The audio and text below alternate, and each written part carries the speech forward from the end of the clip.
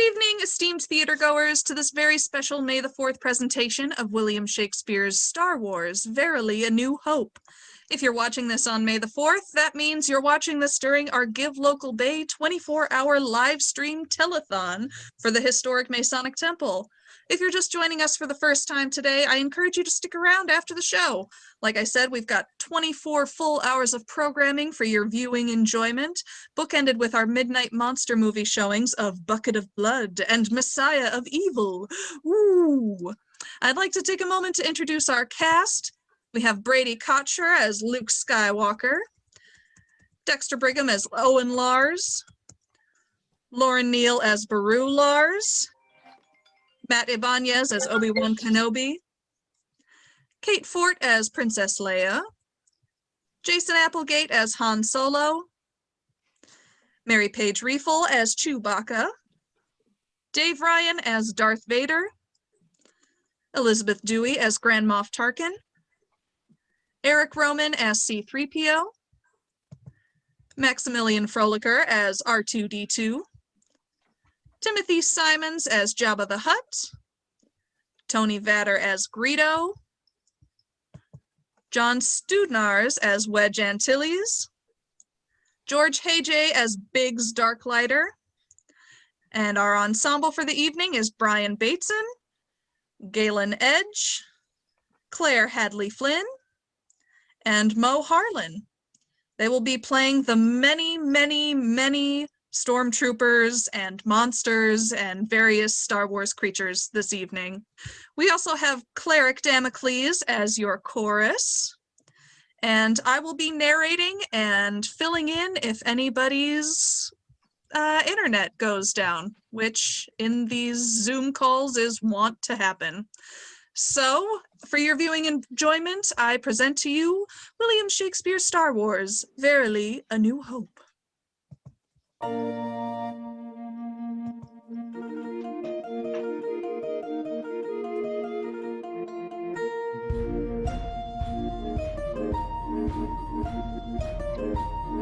It is a period of civil war, the spaceships of the rebels striking swift, from base unseen have gained a victory o'er the cruel galactic empire now adrift.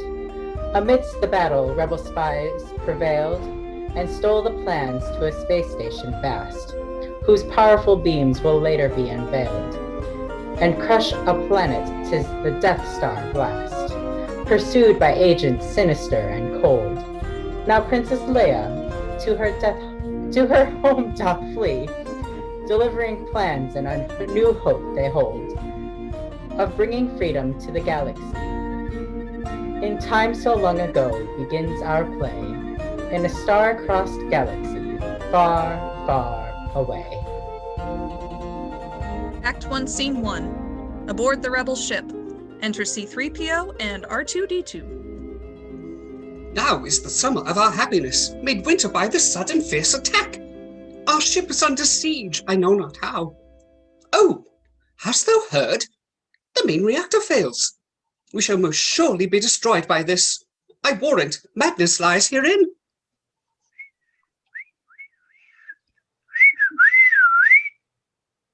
We're doomed. The princess shall have no escape this time. I fear this battle doth portend the end of the rebellion. Oh, what misery!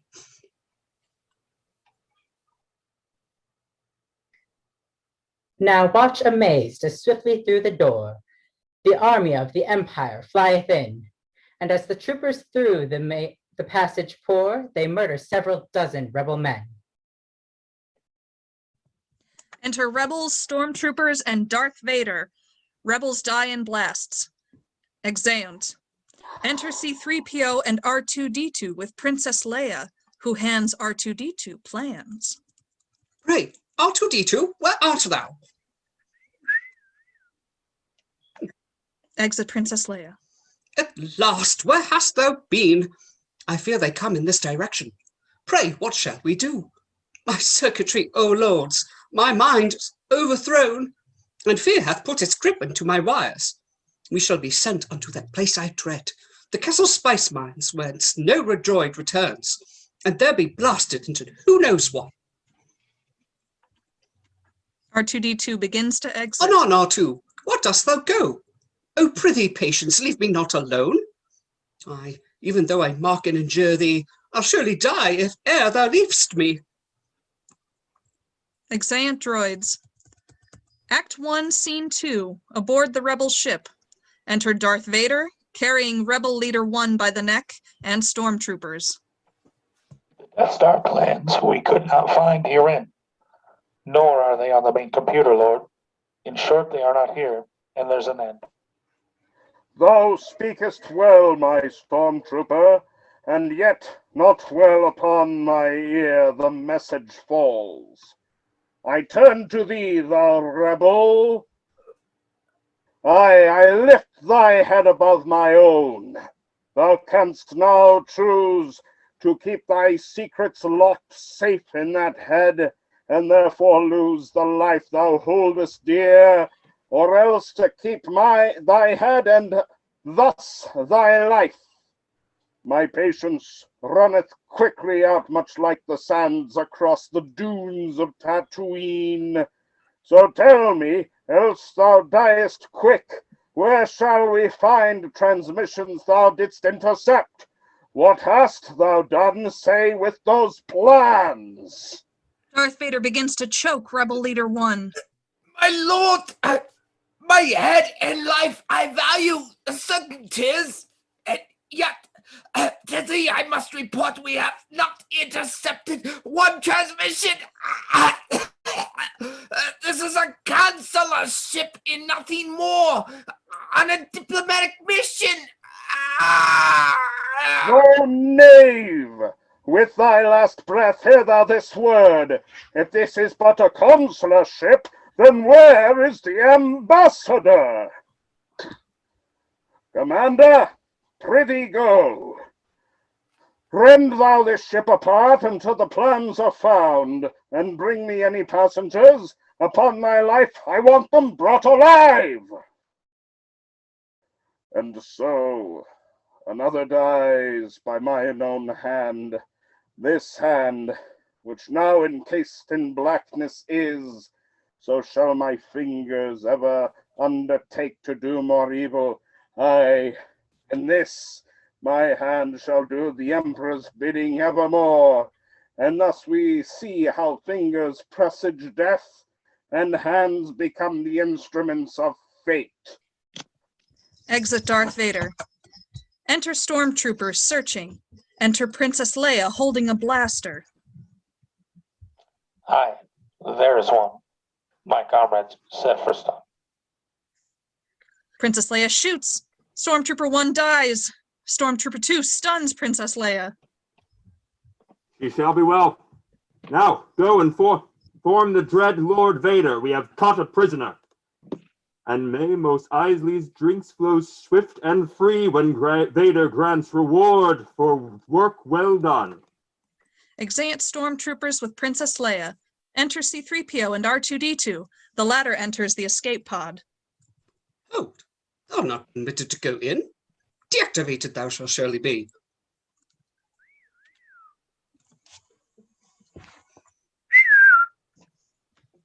Oh, thou shalt not label me a mindless brute philosopher. Nay, nay, thou overladen glob of grease, thou imp, thou rubbish bucket fit for scrap, thou blue and silver pile of bantha dung. Now come, and get thee hence away, lest someone sees.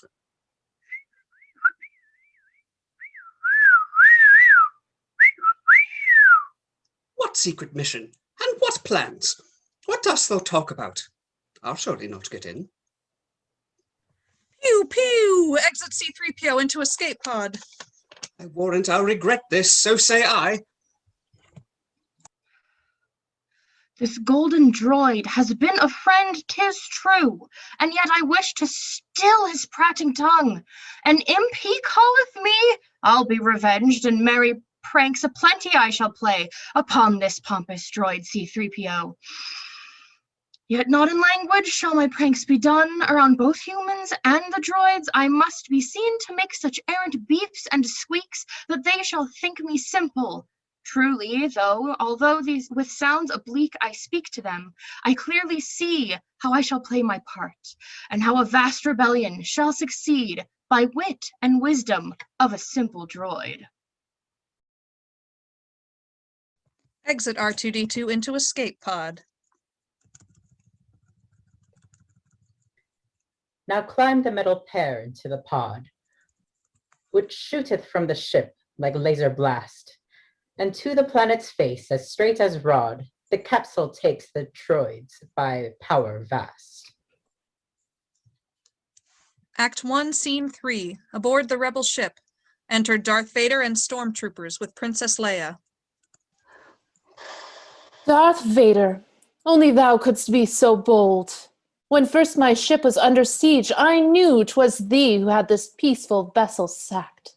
The Imperial Senate shall not stand for this, for when they hear thou hast attacked a ship on diplomatic mission. Highness, peace! Be thou not so surprised, for well thou know'st a mercy mission this was not this time.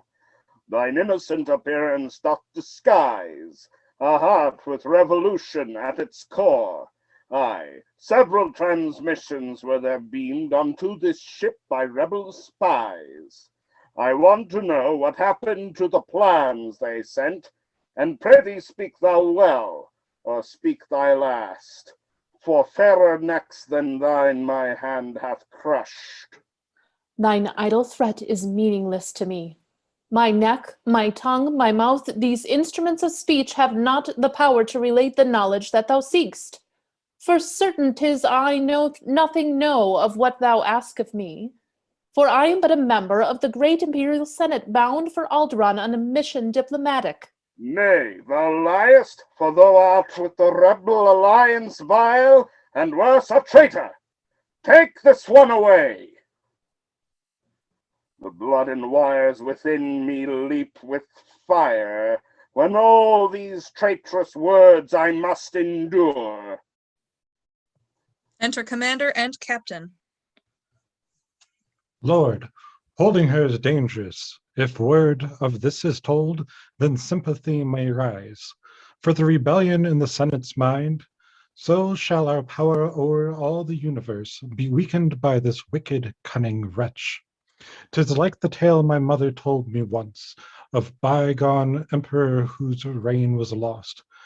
When putrid Ugnaught rose against his throne, so hath my mother said, and I with her, a deathly blow oft comes from tiny fist, and greatest tree may fall by smallest axe. Commander, peace, and trouble not thy mind with tales of old. The princess shall reveal her treachery when all's to do is done. The rebel spies are aptly traced to her, and now is she my only link to find the hidden rebel base. I'll wager she will die ere she tells thee.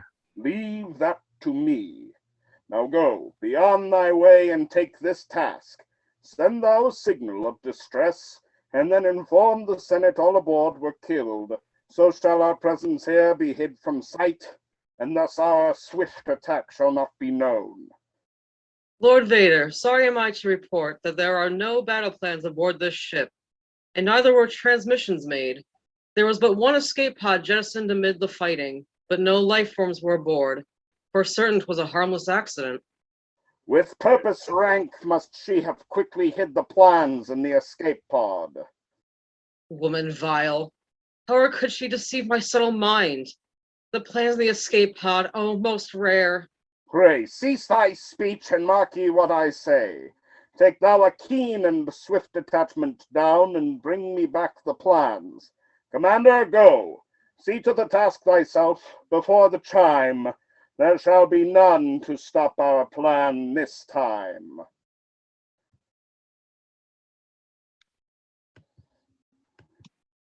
Forever lost I should be, should I lose him.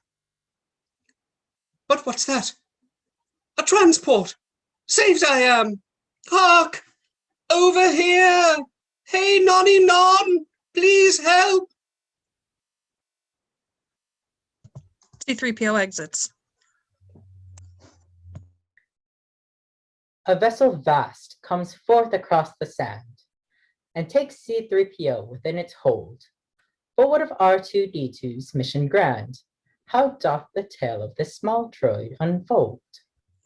Enter R2 and Jawas hidden.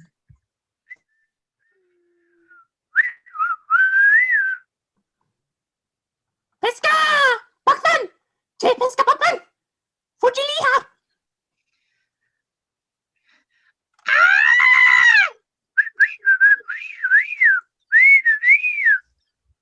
Wutini! They stun R2 and carry him into the transport.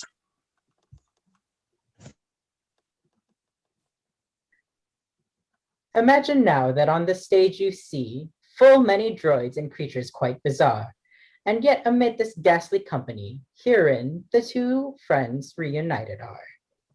Enter C-3PO. Good R2, R2-D2, oh, 'tis thee.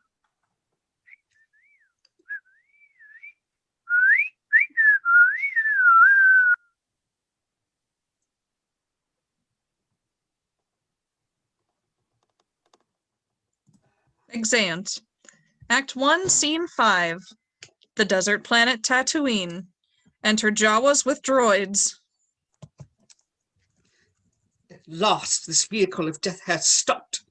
My dear R2, wake up! Wake up! We're doomed. Dost thou think they shall melt us down? Ni punda tina ding! Wutini! Shoot not. Oh, shall this torment never end? First captured by these Jawas, small and vile, and now we face a fate that is unknown. Now seems the first fate better than the next. Aye, rather would I bear the ill I have than fly to others I know not of. Enter Owen Lars and Luke Skywalker, with Beru Lars aside in Lars' homestead. Anon! Now let us go! Oh, Luke! Oh, Luke! Pray, tell thine uncle that if he should find a translator, be sure Adbachi speaks. 'Tis true, the last time Owen brought a droid, more dud than droid, we purchased in the deal. Seemeth we have little choice, dear aunt, and yet shall I remind him of what thou say'st. Exit Beru into Lars' homestead. Again, it falls to me, a simple man, to take a leading role in matters grave. For I must choose a droid today, 'tis true, but also must I teach this lad, this Luke, to learn and grow and to become a man. Although, when I was young, I too had dreams of far-off stars and distant galaxies. I learned to work the land, to raise the crops, and thus shall I my trade pass on to him, adopted son of mine and strangely dear. I had not asked for fate to bring a son to me, for I had thought to have no heir. Yet do Beru and I feel for this child a measure of affection, and as well, the burden of responsibility. Pray, tell we, Jawa Small, what hast today? Nipona dinga ding! Oh, nay, not that one. These Jawas offer first the lowliest. 'Tis ever their nature to deceive. Droid, I assume thou art programmed well for etiquette and protocol. 'Tis true? Aye, protocol my primary function 'tis. I am well versed in all the customs, sir. No need have I for droids with protocol. Not in this habitat, thou speakest true. Hath ever sand need of protocol? When did a stone or rock need etiquette? However, I am also made. Peace.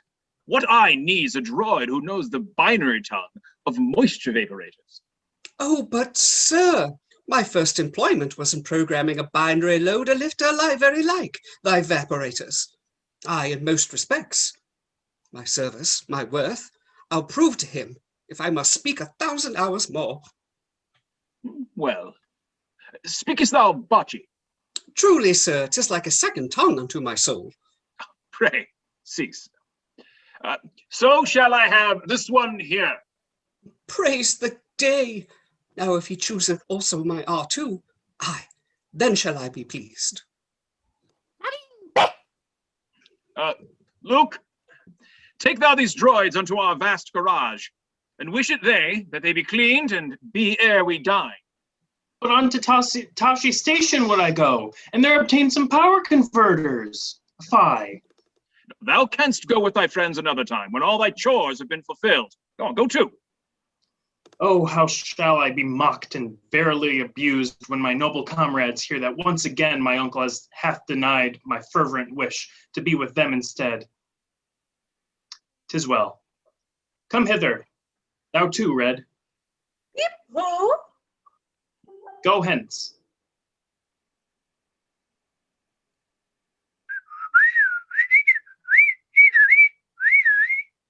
If I go not with him, my foolishness shall render no one service. Thus I beep.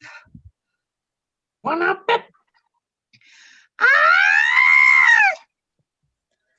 R5D4 begins to smoke and fail. Pray, Uncle Owen, look, behold, this R2 unit has a foul and smoking motivator. Oh, vicious knave! Say, in what manner dost thou try upon our goodly wills to ply thy thievery? So shall I rip thy brown and ragged robes to shreds, if thou not set this matter right. Now speak.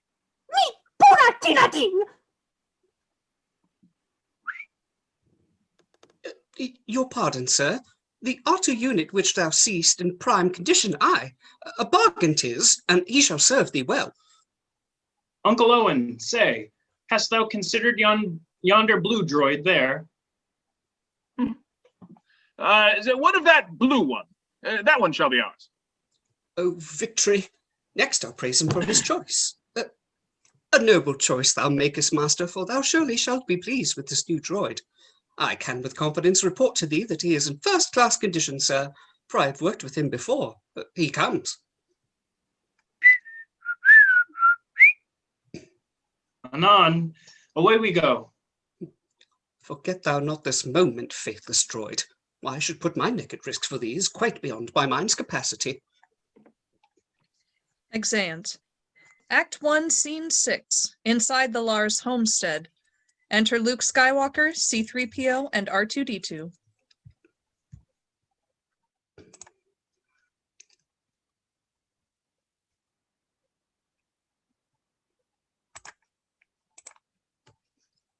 Oh, praise be to the Maker verily. This oily bath much healing shall provide. The glow of bright Coruscant doth not match the vital warmth this soothing oil brings me. The case of dust contamination which befalls me mighty is, and renders me unable, I'll be sworn, to move at all. I rue the day I came onto this rock, this drab and barren rock called Tatooine. The lot I have received from fates unfair. My comrade Biggs hath rightly guessed, I fear, that never shall I leave this stricken place. Oh, exclamation tragic. Shall I speak? Is there, dear sir, aught I might do to help? Nay, droid, lest thou canst alter time and make the harvest come apace, or, goodly friend, if thou canst somehow bear my body hence by magical conveyance yet unknown. I think not, sir, for merely droid am I, and have not knowledge of such things as thou. Not on this planet, anyway. In truth, I do not know which planet this one be. Center bright the universe contains, then surely, droid, hast thou now found thyself as far from it as thou canst possibly be. I see, sir. Surely thou mayst call me Luke. I see, Sir Luke. Oh, jolly droid, just Luke. This droid, I see, is wont to prattle on. Belike his mouth is faster than his mind. C-3PO am I, an expert in the human cyborg link, and he, my short blue counterpart, is R2-D2 called. Good, Anne. Thou hast much carbon here. It seemeth much of fortune thou hast known. Aye, can it be that two such droids as you can know more of adventure than a man? Pray, knowest thou of the rebellion against the Empire, droid? For certain, 'tis how we came to be in thine employment, if thou comprehend my simple meaning, sir. Now is his visage turned all eagerness. Oh, never in this manner have I seen a man intoxicated with a dream. And hast thou been in many battles? Speak. Whatever morsel thou must serve to me shall be a feast unto my waiting ear. The smallest tale of battle that lost or won shall feed my soul near ending appetite. Full many battles I, sir, but I fear I have but little food to fill thy heart. 'Tis well, my droid. So shall my hunger wait to feast one day upon another's tale. My little bot, thou hast got something jammed herein. Hast thou been on a cruiser, or? Enter Princess Leia in a beam projected by R2. Oh, help me, Obi-Wan Kenobi, help. Thou art mine only hope. Pray, what is this?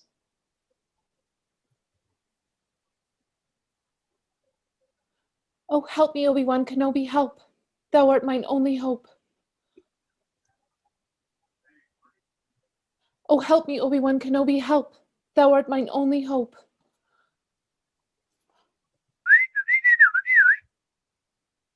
He says 'tis nothing, sir. A mere malfunction. Bygone date 'tis. Please, pay no mind. But who is she? For she is far more beautiful than all the stars. I truly do not know, sir. I suspect she was a passenger on our last trip. A person of importance, I believe. Say, is there any more recording, droid? Behave thyself, R2, for thou shalt get us both in trouble. Be content and trust him true. He is our master now.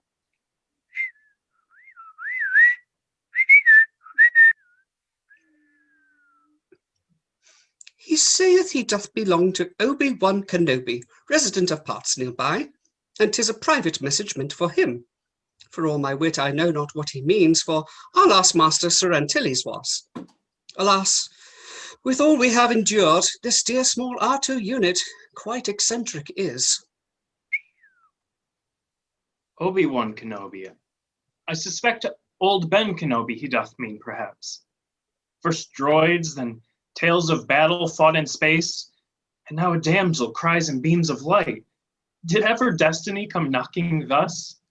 I beg thy pardon, sir, but knowest thou aught of what he speaks? I know not any man named Obi-Wan Kenobi, yet old Ben resides beyond the Dune Sea, and there dwells much like a hermit, strange and lone.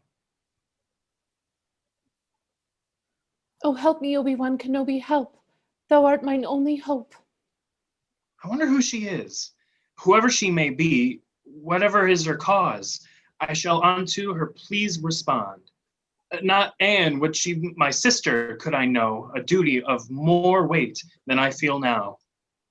It seemeth she some dreadful trouble hath.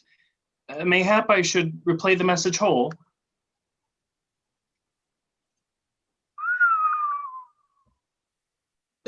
R2 doth say the bolt restraining him short-circuited his full recording system. So saith he that if thou wouldst with speed remove the bolt, he may the full recording then display. What purpose shall I serve unto this man? Am I to guide, encourage, counsel?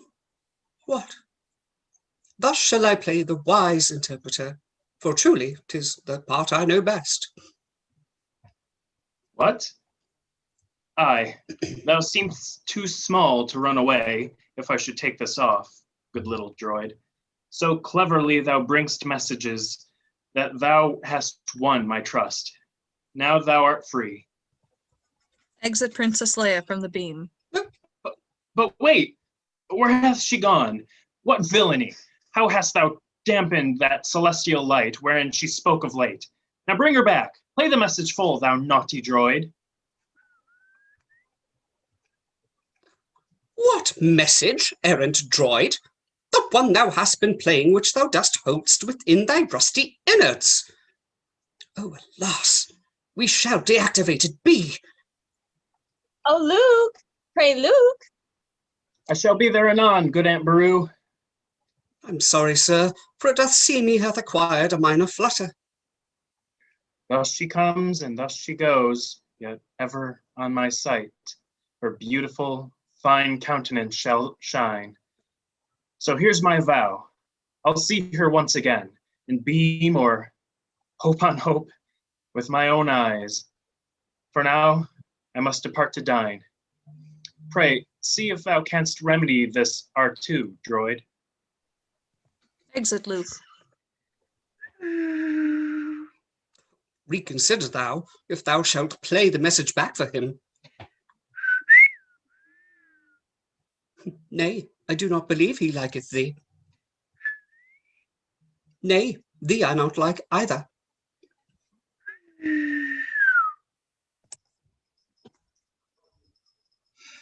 Now are the pieces all arranged for me to make a daring move and fly this place. The fool who sets the game in motion shall appear unto C-3PO and Luke, no more than if he were an errant knave. But hear the voice of R2-D2 all. My noble purpose I'll accomplish yet, to take to Obi-Wan the princess's news, to take my master Luke away from here, and, in the end, perhaps more vital still, to make connection twixt the two good men. A foolish thing this flight may seem to be to thee, and yet more fine than foolish shall it be. Act 1, Scene 7, inside the Lars homestead. Enter Owen Lars, Beru Lars, and Luke Skywalker, eating at a table. Mine uncle, thou shouldst know my mind. Methinks the R2 unit we have bought belike may have been stolen. As thievery hath e'er been part and parcel of the Jawa's trade, but in thine utterance I sense there's more. So say, young Luke, why thinkest thou thereon? Good uncle, well I know the Jawa's tricks, yet, as thou sayest, I mean something more. A stolen moment with those droids hath shown to me a reason they may stolen be. I did uncover a recording whilst I cleaned the R2 unit. He purports to be the property of someone known as Obi-Wan Kenobi. Thus thought I that he may stolen be. As to the name, this Obi-Wan Kenobi, wondered I if mayhap he meant Ben. Canst thou make sense? Nay. Yet I wonder if this Obi-Wan perchance may be some kin to yonder Ben. Fie. Shall that old man now haunt my home? That wizard is a damned scurvy man. Tomorrow shalt thou take the R2 droid to Anchorhead and have his memory erased, and so shall thereon be an end to it, for it belongeth now only to us. Aye, yet what if this Obi-Wan appears and lays his claim onto this R2 droid? What's stolen may be worth the looking for. No, the looking shall not happen, nor the find. For I believe the man doth not exist. Now shall I by a lie destroy the man, lest he be given new life in young Luke's mind. A boy with a keen imagination hath. This Obi-Wan hath not for ages walked within this universe. He is no more. 'Twas many moons ago the old man died. Aye, truly he hath met his end, about the time so long ago which wars were fought, the time when men did battle to the grave, the time before the empire ruled supreme, the time wherein thy father died as well. Knew he my father? Though I tell of men and wars and battles brave, still all he hears is the word father. Prithee, Luke, forget. Thy task is to prepare the droids for work tomorrow. In the morning, they shall be upon the South Ridge, laboring on those condensers. Aye, and I believe these droids shall serve us well. In troth, good uncle, now I must confess my mind is moved to think upon the pact twixt thee and me and our agreement, namely that I shall stay here another season. Crops that grow in these harsh climes will surely grow sans me. And so, mine uncle, if these droids will satisfy, I wish my application to transmit unto the great academy this year. Nay, nay, Luke, an uncle's heart is breaking. Canst thou mean the next semester hence, before the harvest time? Just so. Quite plentiful are droids. But harvest time is when I need thee most. Wilt thou here in the desert yet desert? It is only one more season. This year I shall make enough at harvest time to hire more hands to help. Then canst thou go next year to the academy. To pilot is a noble trade, my boy, but family is nobler still. I prithee, understand, I need thee, Luke. 'Tis one more year entire? 'Tis only one more season. Aye, so saidst thou when my dear friend Biggs and Tank did leave. Now cracks of hopeful heart, when by the land a man's ambitions firmly grounded are. So shall a bird ne'er learn to fly or soar when wings are clipped by crops and roots and soil. Pray, whither fliest thou, Luke? Seems, dear aunt, I nowhere go, nor flee, nor sail, nor fly. Instead I must remain and clean those droids. Oh, Owen, he cannot abide for aye with us. 'Tis true, his friends are mostly gone. It hath great meaning for our beloved Luke. This bird would surely fly. So promise I, that I shall set things all aright, Baru. The bird shall fly indeed, when time is ripe, and when the nest hath no more need for him. But Owen, he hath not a farmer's heart. This apple falls quite near his father's tree. Yes, 'tis true. And this, my dear, is what I fear.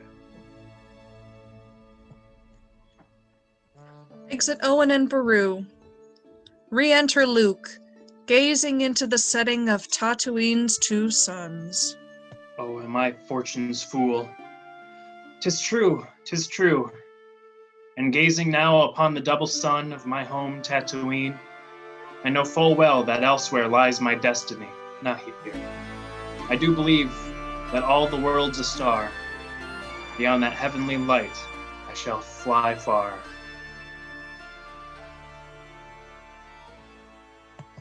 Act 2, Scene 1.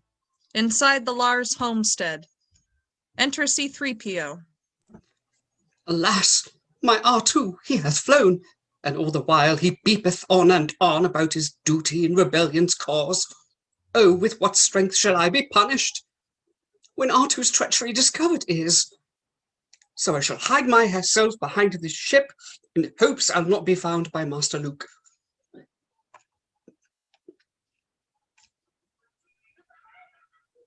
C-3PO, I say, what dost thou there? At what game playest thou, O jolly droid? I prithee, sir, be thou not cross with me. 'Twas through no fault of mine, in truth I swear. Pray, let me not be deactivated be. I asked him, and urged him not to go. With sighs and words of plenty plied him, with many earnest pleadings I made my cause, and yet he was to me as one deaf. His metal ears as 'twere did not seem to plug, as though no word of mine could penetrate and break upon his sense of hearing. Oh, I fear a cursed malfunction doth befall my dear and treasured R2 unit. Nay. Aye, verily, his mission is supreme, so saith he. He will not be hindered be, nor from his wayward stubborn purpose ever.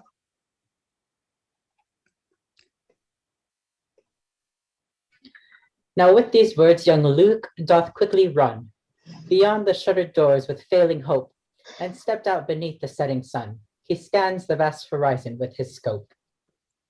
Sir, ever hath that R2 unit been a problem that hath vexed me through and through. Astromech droids have ever puzzled me. Their minds have tempers mighty to behold, though all contained in frames of modest size. Fie, how have I so easily been tricked?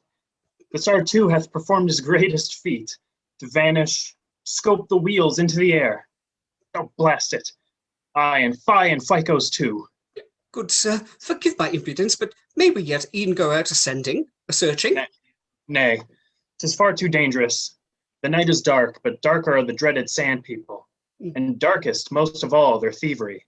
Thus, as the darkness waits for light to dawn, so must we wait for morning to arrive.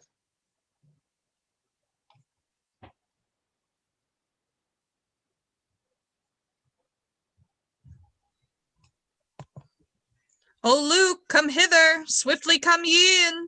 The time hath come to darken down the power. Anon, good uncle, thy good word I'll heed. Oh, I shall taste the whips and scorns of my dear uncle's anger.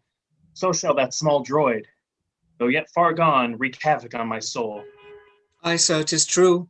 Although the droid is skilled at labouring in service, most doth he excel at wearing the hearts of men. C-3PO and Luke withdraw for the night. And so a restless night doth pass within, while Luke doth ponder future punishment, and longs for his lost droid search to begin. C-3PO doth fear his banishment, at early morn with eager wills they rise, and shared endeavor binding them anew, the fast land speeder o'er the desert flies. They go to find the errant droid, R2.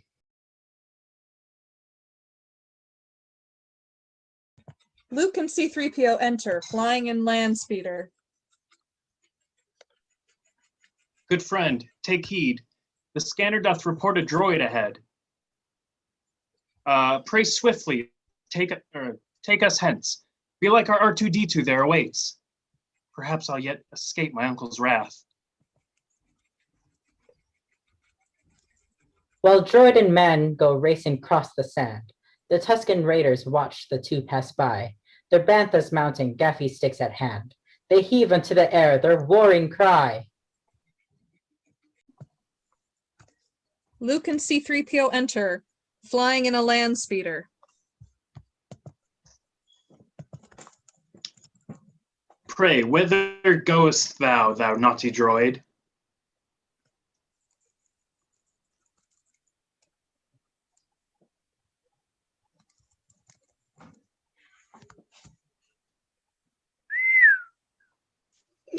Nay, Master Luke is now thy rightful owner.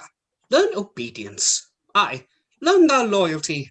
Pray learn respect, and learn not to speak of Obi-Wan Kenobi. Oh, speak not to me of mission droid. I'll warrant happy thou shalt be if our new master doth not let thee know thy blaster's deadly touch today. Pray, patience, dear C-3PO.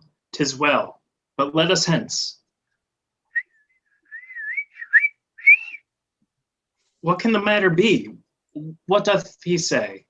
He doth report that creatures hither come, approaching stealthily from the southeast. Sand people. Hither, come and let us see. Unbidden doth adventure come, yet here I stand, prepared to ride and welcome fate. Come, life, for I am ready now to live. I spy two banthas, yet no sand people. Wait, one doth appear unto me now. With sudden viciousness the Tuskens come. They knock young Luke and cause the droid to fall. They seek to take a harshly pillaged sum, so frightened by a false crate dragon call. I'll tell you who I can strangle. Enter Obi-Wan Kenobi, who has made a crate dragon call to frighten off the Tusken Raiders.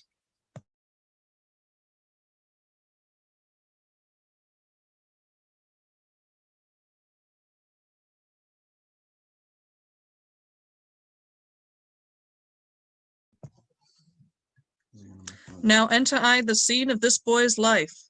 This boy whom I have watched for many years, hath grown into the man before me now. My hope I now entrust to him alone, that he might be our sure deliverance in his beginning as shall find my end. This business shall reveal my final stage, yet in my closing scenes perhaps I'll write a worthy ending to my mortal days. 'Tis possible that in this gentle one the dream I've long awaited shall come true. So I'll compose a final act that shall accomplish two most worthy ends, to set the world aright and save this old man's soul. Well met, my little one. Almost I could my metal tongue release and speak to him.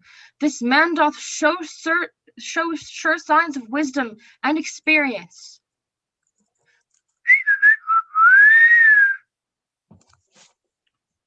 Come hither, tiny friend, be not afraid.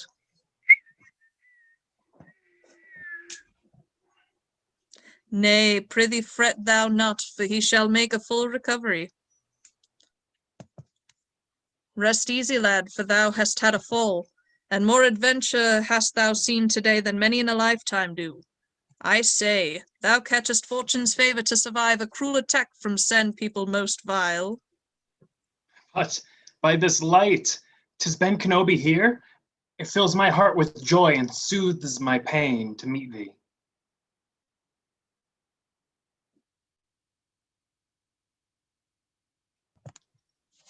Aye, 'tis well, but let's go hence. The Juntland wastes no place for travellers is.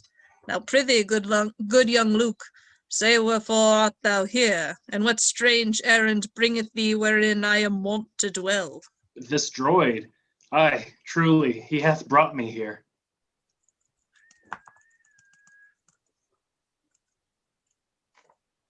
It seemeth unto me that he doth search to find his former master. Yet in all my days I ne'er have seen such devotion seen, as this one showeth from a droid. Yet he claims that he belongeth to a man named Obi-Wan Kenobi, and I thought, perchance, the man some relative of yours may be. Dost thou know any by such name? Oh, how the heart inside me breaks to hear that name I once was called so long ago. But happy fate that 'tis Luke's voice that calls. Aye, Obi-Wan Kenobi, Obi-Wan Kenobi. It is his name I have not heard for lo these many, many years. A long, long time. My uncle knoweth Obi-Wan, I ken. He doth report to me the man is dead. O Owen, wretched knave, such base deceit, and yet I know full well why thou so spokest. Should I have acted differently in thy place? Nay, Nay, the man takes not his final sleep, at least unto this moment now, not yet. Then knowest thou him? Aye, verily I do. I know the man as if he were myself. For truly he is, this Obi-Wan. Dear Luke, 'tis I. By heaven's light. I've not heard this name Obi-Wan since e'en thou thyself wert born. Aye then, I see this little droid is bound to thee. I have no memory of owning such a droid as this. 'Tis curious indeed. Now mark my words, we must repair indoors to escape a second cudgeling here. Sand people do easily take flight, but soon they shall return with many more.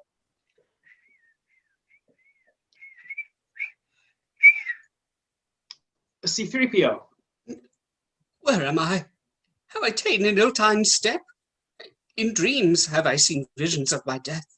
10,000 soldiers pranced upon my grave, and I alone to face the murderous mass could only weep at my untimely end. Peace, peace, good droid, thou art alive, fear not. Canst thou not now stand? We quickly must depart before the sand people attack us here and strive to make thy dream reality. Oh, whether dream or waking I know not, but go thee hence and save thyself, I pray. C-3PO by nightmare hath been slain. This droid shall quickly stretch his welcome thin. I shall not leave thee, droid. Thou speakest sans sense. Come, I'll bear thee up. So argue not. But noble care he takes to soothe this droid. We must make haste or face them yet again, so hence us led away unto my den. Act 2, Scene 2. Inside the Kenobi homestead. Enter Obi-Wan Kenobi, Luke Skywalker, and the droids.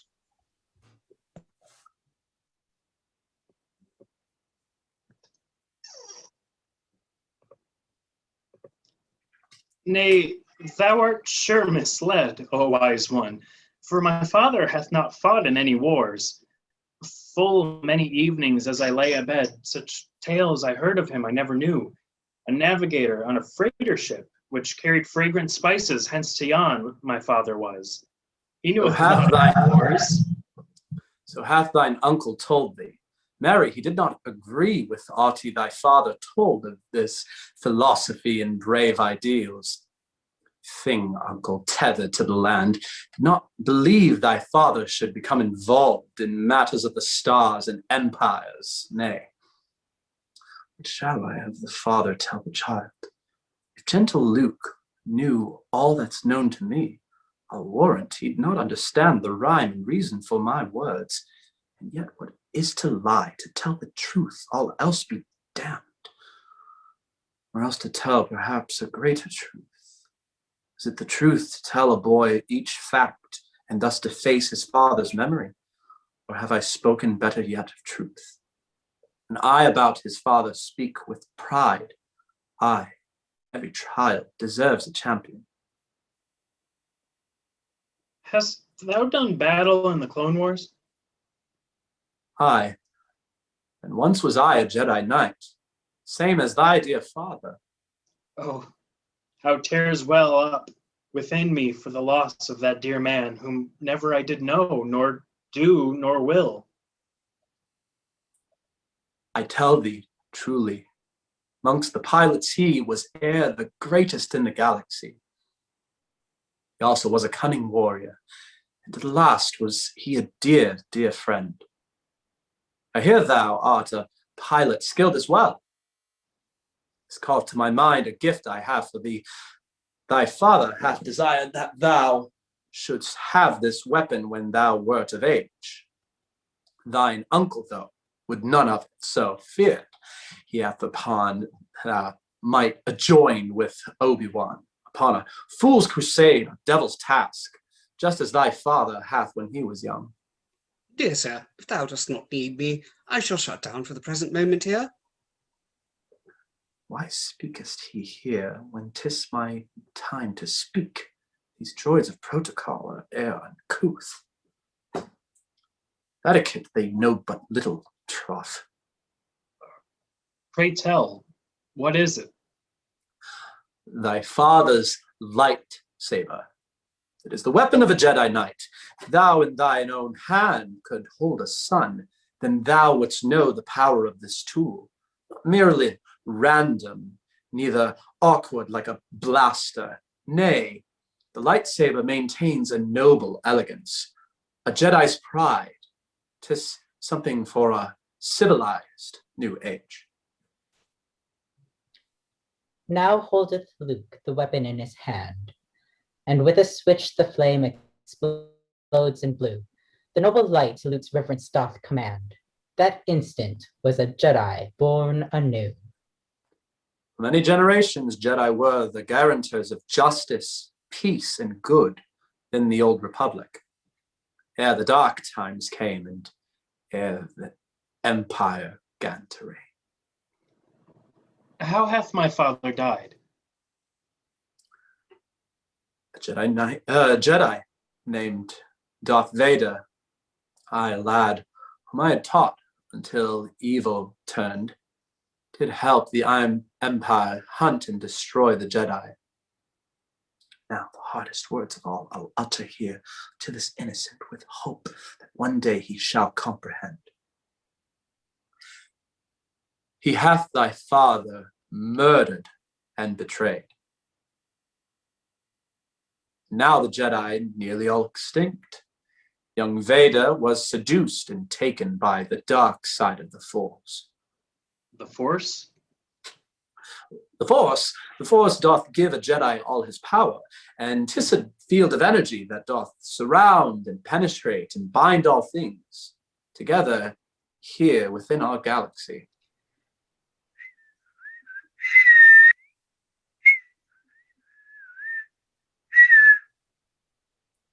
And now, my little friend, shall I attempt to find out whence thou came, and to discern the reason wherefore thou hast left my home, for lands unknown, a mission to pursue.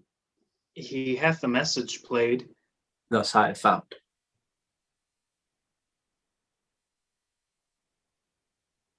Dear General Kenobi, many years ago thou served my noble father in the Clone Wars. Now he beggeth thee to come again and aid him in his struggle with the Empire. Sadly, may I not be there with thee in person, my request to give. My ship of late hath fallen under siege, and thus my mission, bringing thee unto my cherished planet Alderaan, hath failed. Yet have I deep within the memory banks of this brave R2 unit stored the plans most vital for Rebellion's victory. My father can retrieve the plans therein, but I must ask of thee to take the droid and bring him unto Alderaan with care. The desperate hour is now upon us. Please, I beg thee, sir. Oh, help me, Obi-Wan Kenobi, help. Thou art mine only hope.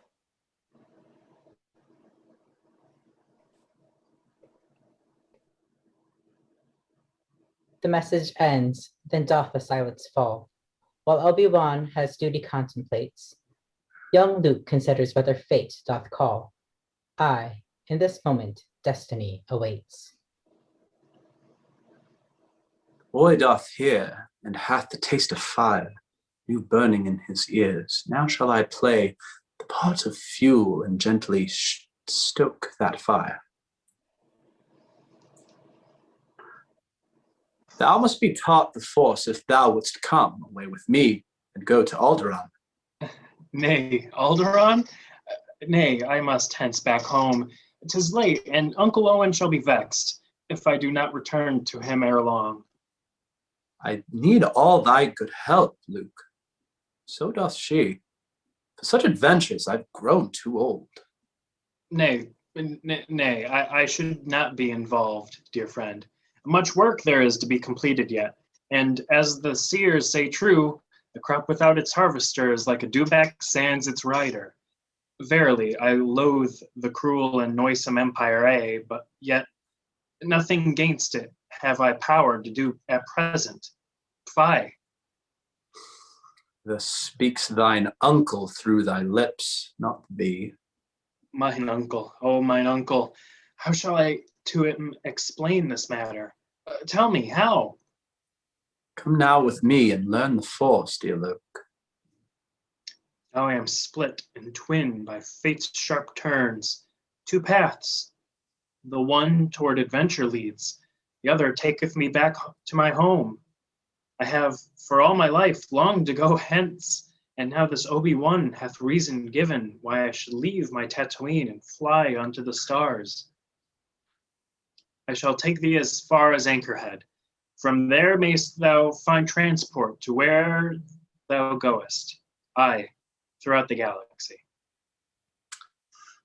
Thou must hold with thy conscience, it is true. But ere thou thinkest right, thus thou shouldst do. Exeunt. Act 2, Scene 3.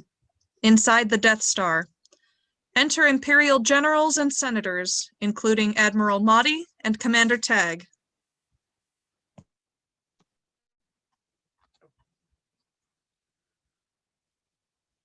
Until this battle station utterly prepared and operational shall be, 'tis plainly vulnerable to an attack. The rebels have more resources and are more dangerous that thou will deign to see.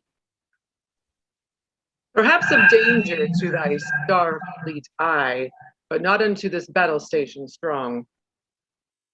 Rebellion shall gain more support within the Imperial Senate. Enter Grand Moff Tarkin and Darth Vader. Oh, these men do talk and quibble like a brood of clucking hens. The Imperial Senate, which thou speakst of here, no longer any threat to us doth hold. For truly, I have just received word that our great Emperor himself dissolved the council. Now the final remnants of the old republic fade away like dew. But Mary, 'tis impossible. How should the Emperor maintain control without the Crimson Court of vast bureaucracy? The governors of all the regions now have sole control over their special lands. And fear shall keep the people all in line. Fear of this very battle station, aye. But what, pray tell, of the rebellion vile? For if the rebels had plans to this good station stolen, possible it is that may have found a weakness, which in haste they shall exploit. Pray, Tarkin, mark my words. Those plans shall soon recovered be, fear not. Attack upon this station pointless is, regardless of the data they have found. I speak not rashly when I hear avar. This station now hath power ultimate over all else in the vast wide universe, and now, I prithee, let us see it used.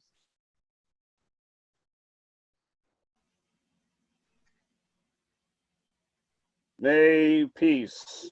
I warn thee, man, be not thou proud of thy great terror technological, a weapon for the mass destruction of a planet, even to destroy it whole, is no match for the power of the Force. Thou shalt not tempt to frighten us with words, like a man of magic, Vader. Nay, that sorcerer's act is tired and overdone. The sad religion thou dost cling to hath no power to conjure up the stolen plans, nor dost thou have a third eye sight to make. Vader begins to choke Mahdi using the Force. The power of the Force is now unveiled as Vader holds the Admiral in check. The Force that Mahdi with his words impaled now hath a wampus hold about his neck. I find thy lack of faith disturbing. Cease! No more of this, good Vader, let him be. As thy will. My point hath well been made upon his prideful, unbelieving throat. Enough. This endless bickering shall end. Lord Vader shall provide the setting of the errant rebel base before the time this station shall be operational. Exeunt Imperial generals and senators, including Admiral Mahdi and Commander Tag. My troops on the planet Tatooine have traced the creatures who have found the droids. We shall retrieve those plans.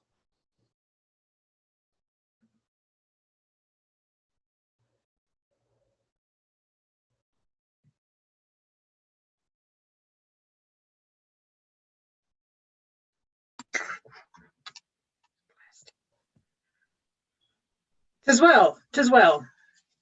Thou ever wert a faithful servant to the Emperor, Lord Vader. Prithee, go, and take with thee a governor's gratitude. Exit Darth Vader.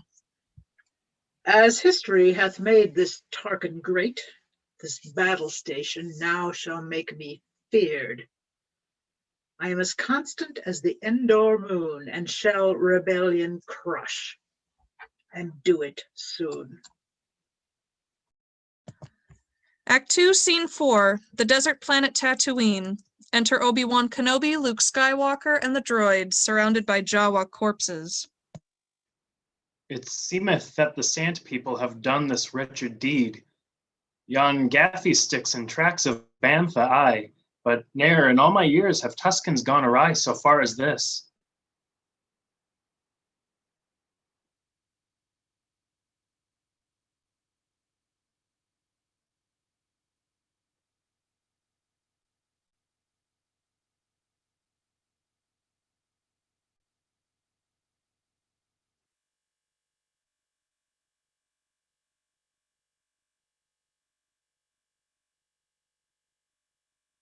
Oh. They have not, though they would think this vile deed have done, would make us think Sand people did. But hark, take note, and look ye thereupon. Yon tracks are side by side, yet Sand people, 'tis known, ere one behind the other ride. So better may they hide their numbers large. These Jawas are the very same who sold C-3PO and R2-D2 to my uncle not 2 days ago. And these marks here, these blast points are too fine and accurate for Sand people, 'tis true.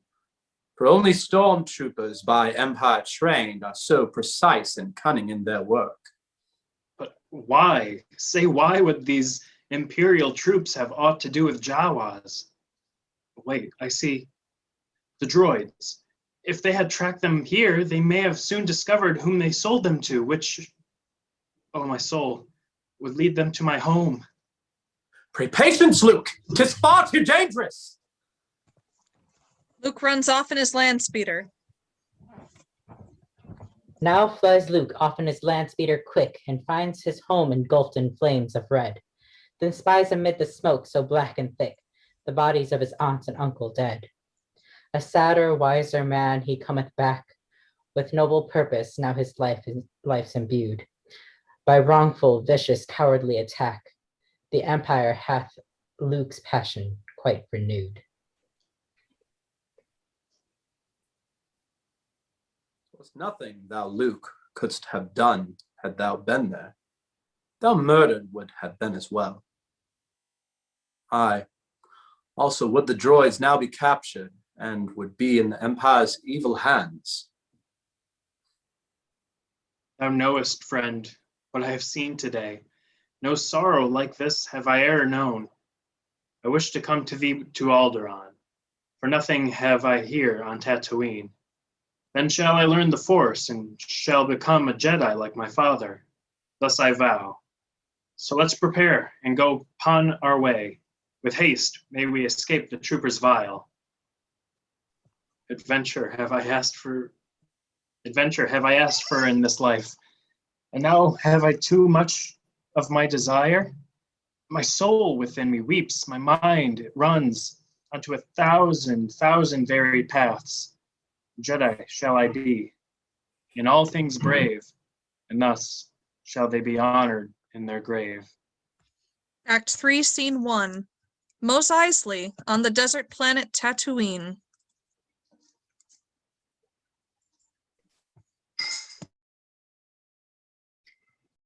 Now, in her cell the princess doth remain, with hope and trouble written on her face. At times she faces torture, horrid pain. With these tools Vader seeks the rebel base. While Leia in her captive state is kept, young Luke and Obi-Wan is set on their way. Approaching town, they hope to intercept a pilot to transport them sans delay. Enter Obi-Wan, Luke, C-3PO, and R2-D2 riding in the land speeder.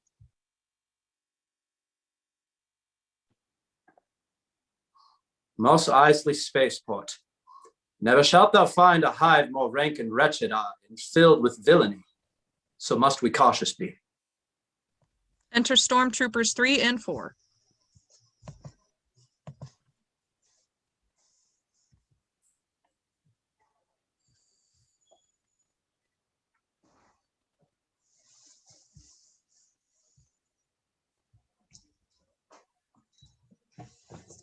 I prithee, speak.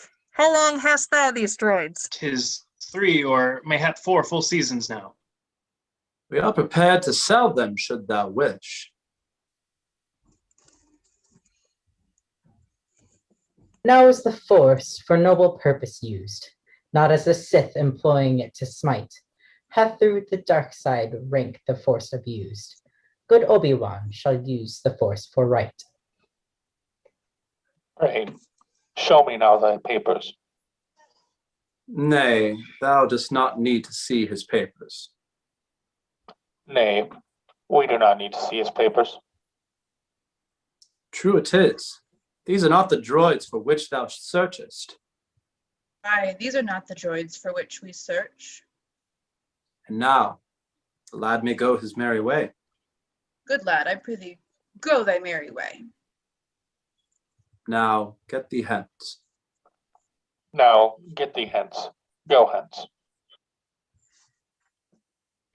Enter Jawas as Obi-Wan, Luke, and the droids dismount the land speeder. Oh, how these Jawas vex me. Get thee gone. Now, by my troth, I cannot comprehend how we those threatening stormtroopers did escape. Aye, verily, I thought our end was nigh. Force hath mighty power o'er the weak and simple-minded of this universe. Dost thou believe we shall therein in yon dank place discover any pilot who hath means to transport us to Alderaan? goodly crew of freighter pilots here may oft be found, but prithee, take good care. This small cantina hath an ill repute. I find myself prepared for everything.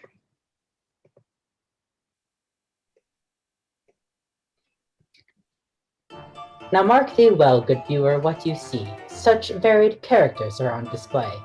For never hath there been such company as in Mos Eisley gathers day by day. The creatures gather round the central bar, while hammerheads and horned monsters talk. A band composed of aliens bizarre. This is the great cantina, thou mayest dock.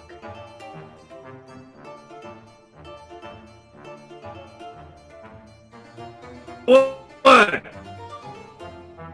There must be beyond these walls. Good friends, pray wait beside the speeder now, for we desire no conflict here today. I do with all my heart agree, dear sir. Enter Chewbacca speaking with Obi-Wan, and two beings speaking to Luke. I say, he liketh not thy look. Forgive me, sir. I do not like thy look. Indeed, young lad, I write my thumb at thee. Proceed with care, for we 2 men are wanted by the law.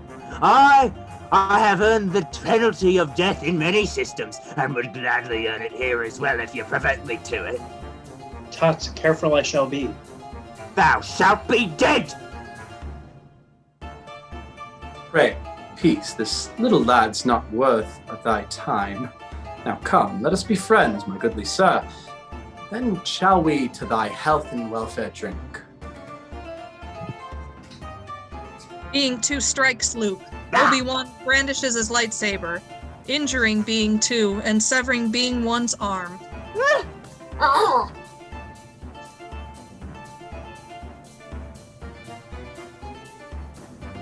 I have no wish or purpose here to fight. But have these drunkards left me little choice? There is a little lesson to be learned. This Obi-Wan, though old, hath still the gift. Chewbacca here doth service as first mate upon a ship that may our purpose meet.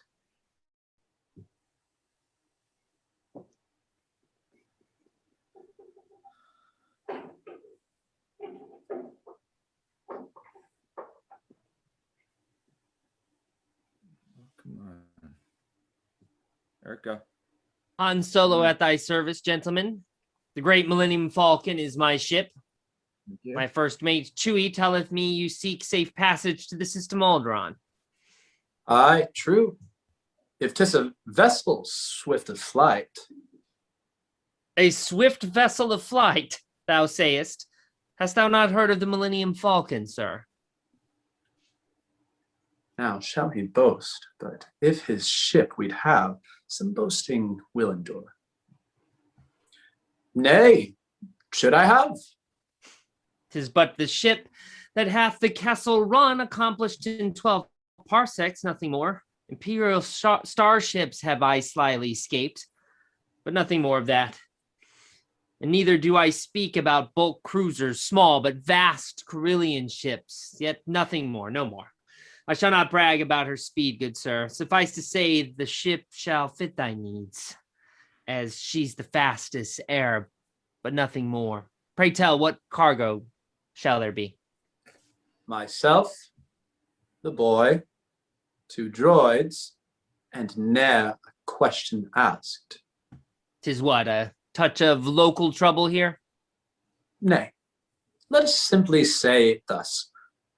We would imperial entanglements avoid. Aye, there's the rub. So shalt thou further pay. 10,000 is the cost, and every bit shalt thou deliver ere we leave the dock. 10,000? Fie! We could our own ship buy for such a sum as this. A goodly jest, for who should pilot such a ship? Shouldst thou? Thou knave, I could indeed. A pilot skilled am I in my own right. Now should we stay and be abused more by this man's words? 2,000 can we render to thee now, and 15 more deliver when we come with safety unto Alderon's bright port. Say 17. Congratulations, men. Thou hast a ship secured and will depart whene'er thou art prepared. Thou shalt find me at Docking Harbor number 94. Aye, 94. It seemeth thou may already have provoked some interest.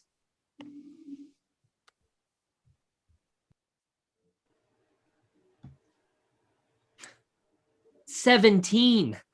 So must they desperate be. This truly may my swift deliverance prove. Go thou unto the ship and prepared."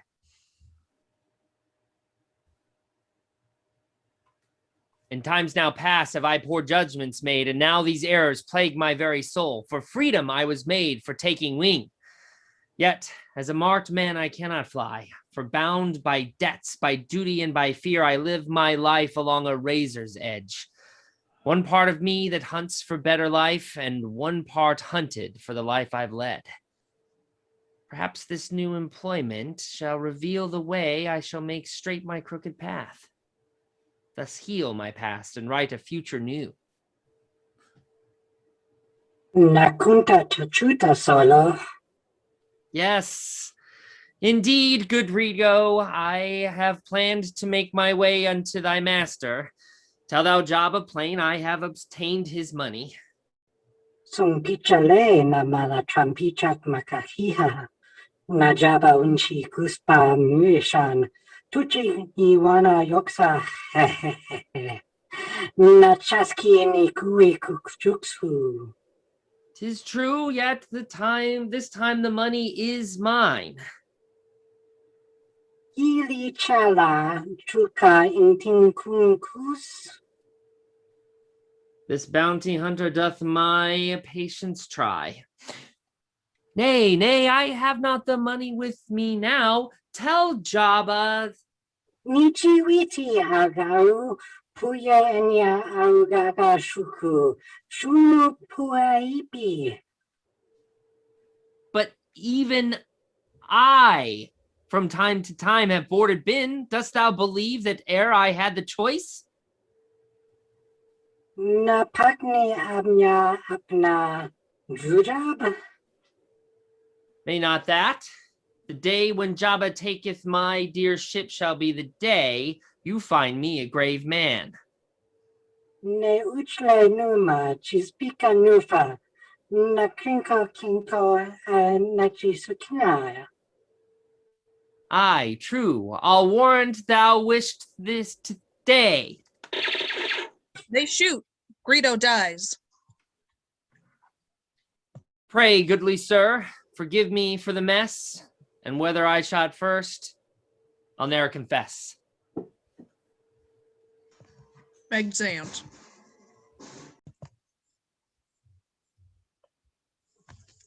Act 3, Scene 2.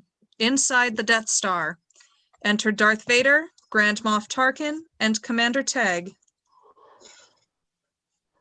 The princess hath shown great resistance to the mind probe. 'Twere as if she knew the Force, and hath a Jedi's blood to overcome the piercing of her mind by a machine. Belike it shall some length of time yet be until we can extract the thoughts therein. Enter Admiral Mahdi. The final tests are now complete at last, and thus my news, the Death Star stands prepared. Are fully operational it is. So, Governor, what course shall we now set? Perhaps the stubborn princess shall respond to an alternative persuasiveness. I prithee, Tarkin, say what dost thou mean? Pray patience, Darth.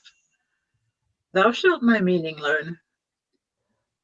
Now, time it is the power of this Death Star shown to all shall be.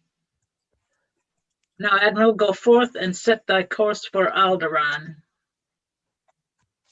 I understand thee, and with pride obey. Exeunt.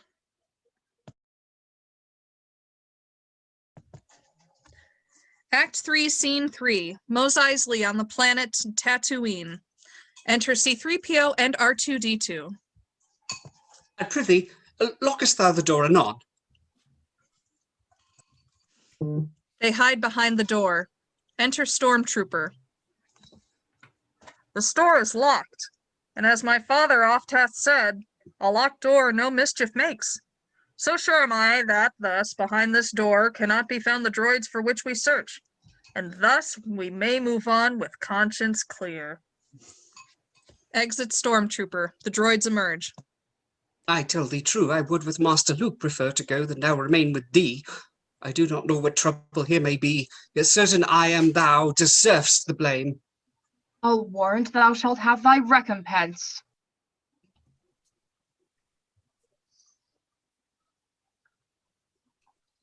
Hold thy cursing and most cursed tongue.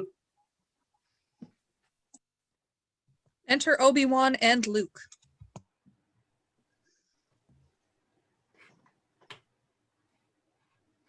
Now must thy speeder sell. That matters not, for ne'er shall I return unto this place.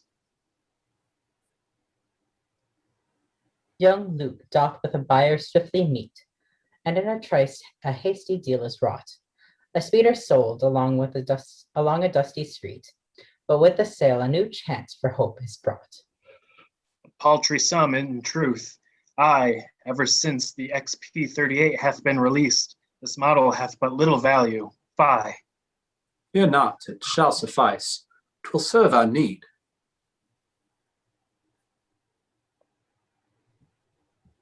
Now while young Luke and Obi-Wan prepare, their deeds are watched by eyes as yet unseen. With the black beak menacing, he spies at the pair. Then comes another fiend with portly mien. Enter Han Solo with Chewbacca and Jabba the Hutt.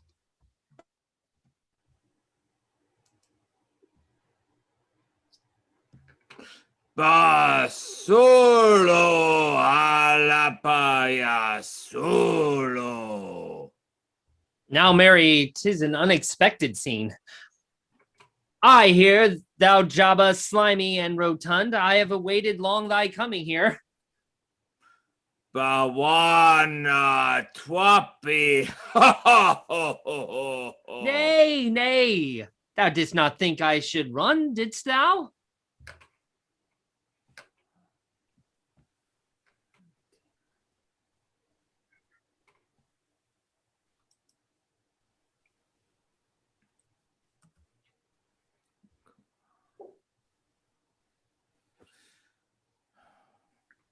Next time thou dost wish to counsel, hold with me, pray, come thyself. Send not thy churlish, dismal, dreaming knaves. Bawana moki kala kuka. Bawanta mulera babka chief ka crispe grido. Nay, see here, as I've said before, O verily, 'tis though I just have said thus, even I from time to time have been boarded. Dost thou believe that ere I had that choice? Now have I, though, a simple charter found, and as soon as it is done, thy payment shall be done as well. Be like with interest. I need but time, and I shall do it, sir. Nahan mapuke. Baka wana kote ata. Sifala tua tia siayabanaba. Nay, say thou not so much. 15% I'll warrant shall be well. Posca. Exit Jabba. Enter Obi-Wan and Luke. Now if yon ship is truly fast, as quick as this Han Solo boasted so, we shall do well. What folly fallen ship is this? What rough-hewn wayward scud is here? 0.5 past light speed shall she make, my lad. Now truly earneth she low marks for looks, but still a finer spirit hath no ship. Full many small improvements have I made to render her and faster than before. Now, merry gentlemen, if thou agree, we shall be off and speedy from here. And if thy mouth insulteth me again, I promise, boy, thy face my hand shall meet. Chewbacca, Obi-Wan, Luke, and the droids board the ship. But ere the ship departs the sandy dock, the stormtroopers appear with massive threat. Informed by the beaked spies' traitors' talk, they come upon the ship with weapons set. Enter stormtroopers. Pray, stop yon ship! I blast them to the stars!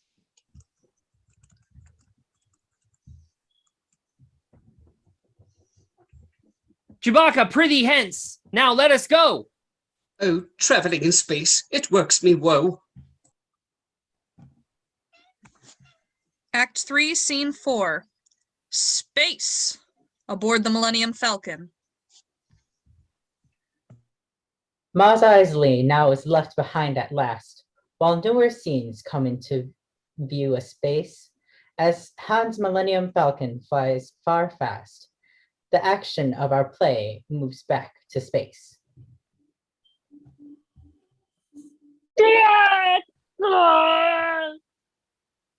Now are we followed hard upon by an imperial cruiser. Verily, these passengers of great import must be, for they by the Empire hotly are pursued.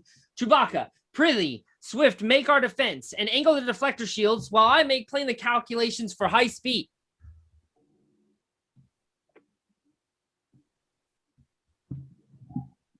Now vigilance, my Wookiee, quickly come 2 further ships to try and block our path. Nay, wherefore canst thou not outrun them both? For thou didst boast of this strange vessel's speed. Pray, mark thy words, lad, else thou surely wilt become like refuse to a star destroyer and float away to vanish midst the stars. I'll warrant we shall soon in safety fly once we jump to hyperspace can make. And what is more, my skill doth all exceed all making keen maneuvers. All my life have I escaped one scrape and yet one more. Well, I remember when, as but a boy, I chased a nerf whist on a speeder bike. Though rocky field and harsh terrain we went, within and backward was our game. I caught that nerf that splendid day, but it seems I've been dodging ever since.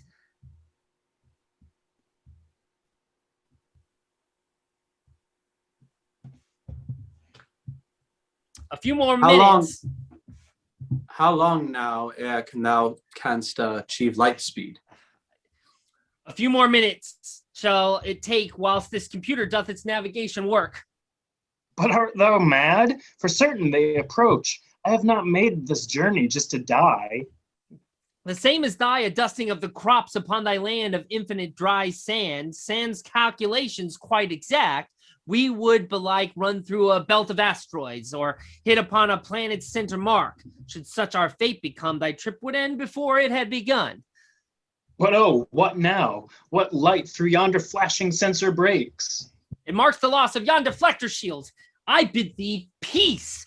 Now sit, and thou take heed, for all prepared to jump to light speed.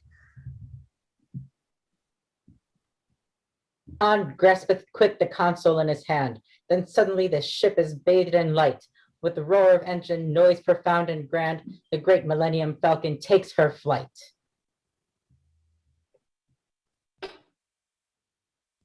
Exeunt. Act 3, Scene 5, inside the Death Star. Enter Grand Moff Tarkin and Admiral Mahdi. Now we are come to the system Alderaan. Enter Princess Leia, bound, with guards and Darth Vader. Ah, Governor Tarkin, scurvy knave art thou.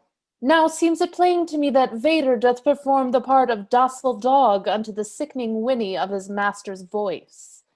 Familiar stench of dog's best friend have I marked deep within my sense of smell, e'en when I came unto the station. Ever were thou charming, Leia, even to the last. Thou couldst not comprehend how hard it was.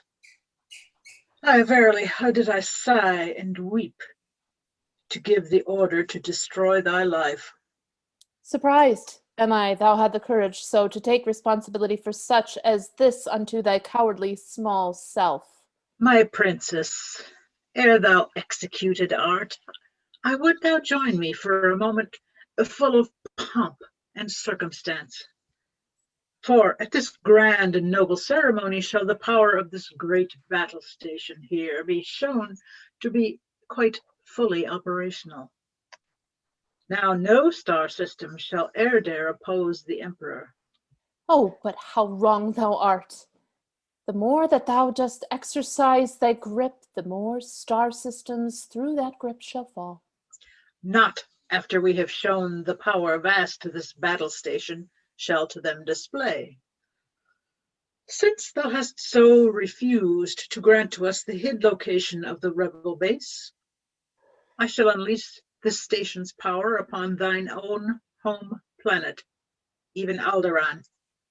Nay, do not so to peaceful Alderaan. Thou shalt a military target name, then render swift the system's name as well, or else thy precious Alderaan goes to it. I tire of asking o'er and o'er, so thus I promise. This shall be the final time. Where is thy rebel base? On Dantooine.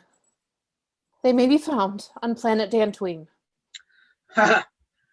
Thou seest, Vader, how a cat may have her claws removed. Now, Admiral, thou mayst continue with thy weapons test, and surely mayst thou fire when all's prepared. What madness here! Oh, far too trusting art.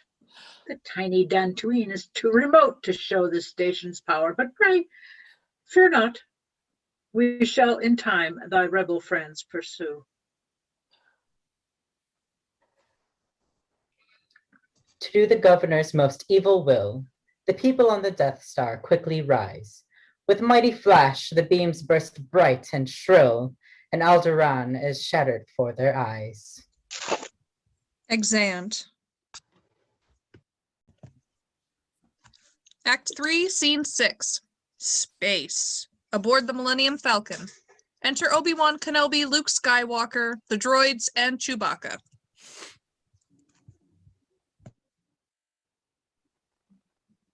The instant Alderaan is smashed to bits, Luke tries his lightsaber, a keen trainee. The droids and Wookiee play a game of wits, but Obi-Wan doth sense a catastrophe.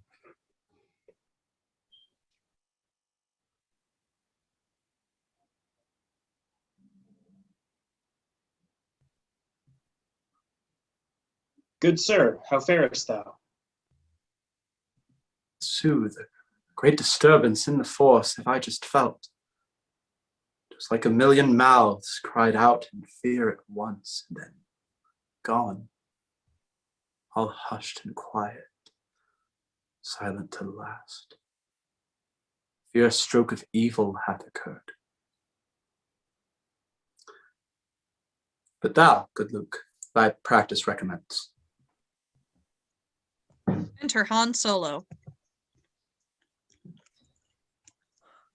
Thou mayest all thy troubles now forget. The imperial knaves have been outrun at last. Nay, speak not thy thanks too heartily, else shall thy praise go swiftly to my head. But there's the point, we shall at Alderaan arrive ere long. R2-D2 makes a move against Chewbacca in the game they play.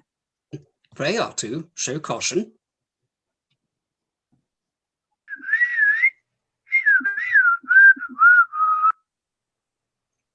A fair move hath he made, thou furry lump.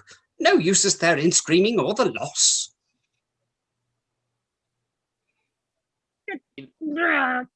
Be thou wise, droid. Mark well what thou dost. As it is said, black holes are worth thy fear, but fear thou more Wookiee's deadly wrath. But, sir, no proverb warrants the galaxy of how a droid may not be angered be. 'Tis because no droid hath ever torn out of joint another being's arms upon a less golden droid are not so tame. Thy meaning, sir, doth prick my circuit board. 'Tis best to play the fool and not bet the sage. To say it brief, pray let the woogie win.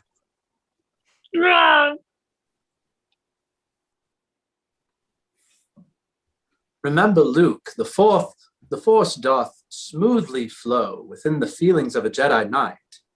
But doth the Force control one's every move? 'Tis somewhat so, but also shall the Force obey thine every command, young Luke. This Force, by troth, I'll never comprehend. It doth control and also doth obey? What paradox! What fickle-natured power, frailty, thy name be like as Force. Alack, this small remote has struck me again. Thy errant systems of belief, thy weapons ancient, all thy mysteries cannot compare to my religion true. Trusty blaster ever by my side, with thus I say my prayers and guard my soul. Devoted follower must thou be, with such a speech.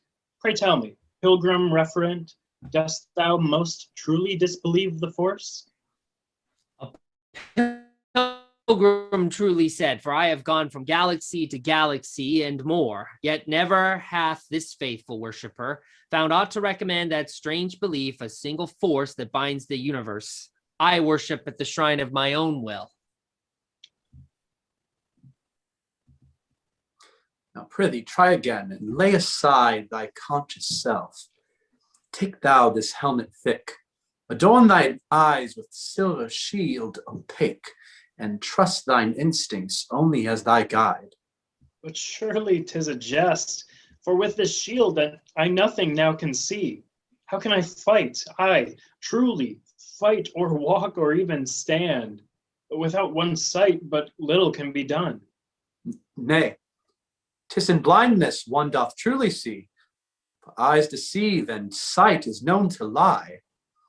Let feelings be thy sight, their guidance trust. With mind unsure, Luke readies for the fight. The small remote doth dodge most suddenly, but with calm mind Luke blocks its lasers bright. With inner eye the Force has let him see. Hurrah! Thou canst do it. 'Tis luck, no more. Experience hath taught me much, dear man, and none of it hath shown me aught of luck. To find success against a small remote is well, and taketh skill, I do confess. To find success against a living soul, however, also taketh excellence. It seems we draw near to Alderaan. I did feel something, Obi-Wan, 'tis true. It seems I fixed my soul's eye on the remote. Seems, young one? Nay, thou didst. Think thou not seems. Thou hast thy first step ta'en toward a world far greater than thou canst understand. Thus begins, if I have seen aright, his transformation into Jedi Knight. Exeunt. Act 3, Scene 7, inside the Death Star. Enter Darth Vader and Grand Moff Tarkin with Officer Cass. My lord, our scout ships have reached Dantooine. Remains of the rebel base the scouts have found, yet surely hath it been a length of time deserted. Now shall they begin to search surrounding systems, so to find the base. The wench hath lied. Deceiving cutthroat girl, most cunning princess, born of hell's own heart. I knew full well she never would betray her prized rebellion whilst in her right mind, and thus I said she ne'er should have our trust. Destroy her. 'Tis a sentence more than just. Exeunt. Act 3, Scene 8, Space. Aboard the Millennium Falcon. Enter Han Solo and Chewbacca. Now dropping out of light speed, frantic rush, we enter swift into the area. Where should there be Alderaan in view. But pray, what madness meets the Falcon's flight? Is this an asteroid field I see before me? The ship hath wrought a course direct and true, and yet no Alderaan may there be found. Oh, Aaron vile, oh portents of great ill! What shall it mean when the planets are no more for those who make their wages by the stars?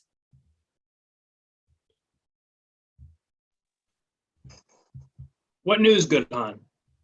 The ship's position hits the mark, and yet no Alderaan there is. I pray thee, Mary say, what canst thou mean? How can a planet vanish in the air? Thou hast said right, my lad. It is not there. The planet's gone, all turned to rock and ash. Thou speakest not right. Say how, pray how, tell how.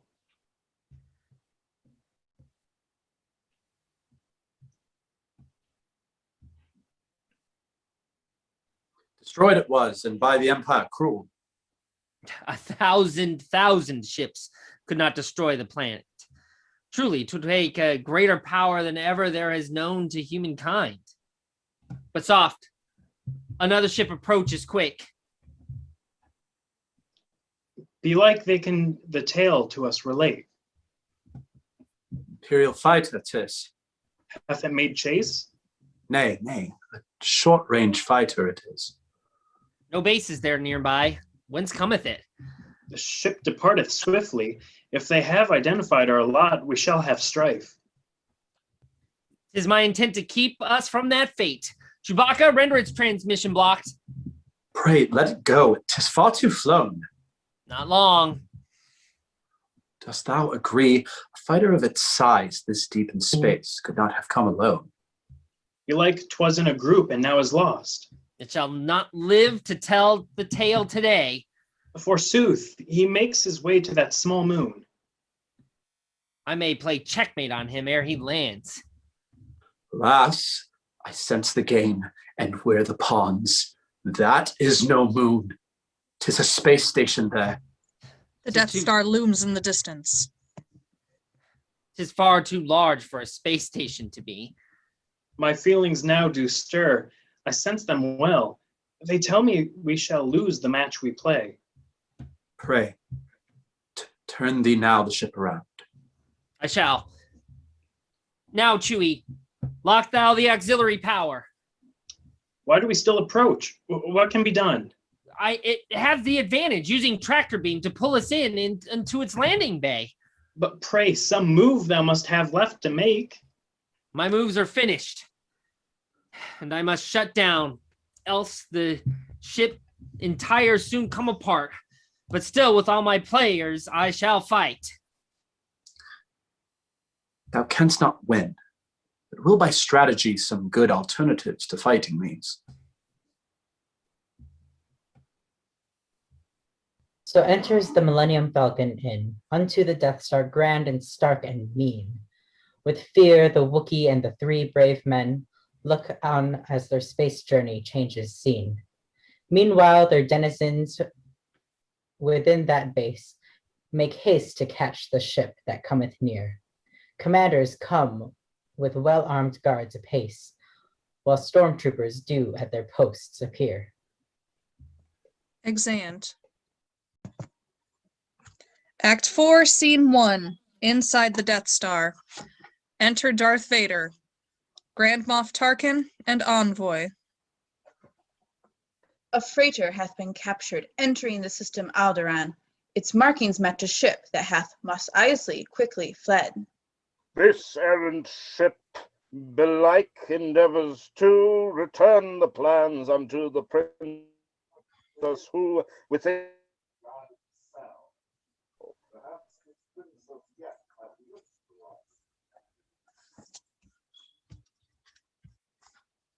Enter Officer 1, Stormtrooper 5, and Guards 1 and 2.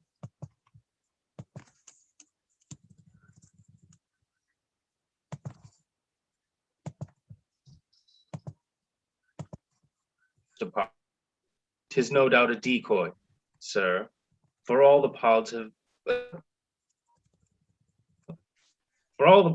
been launched. Hast thou found any droids? Nay, must they have abandoned too? Send thou a scanning crew aboard the ship and check its nooks and crannies every bit. Aye, good, my lord. Now, work and scan the ship.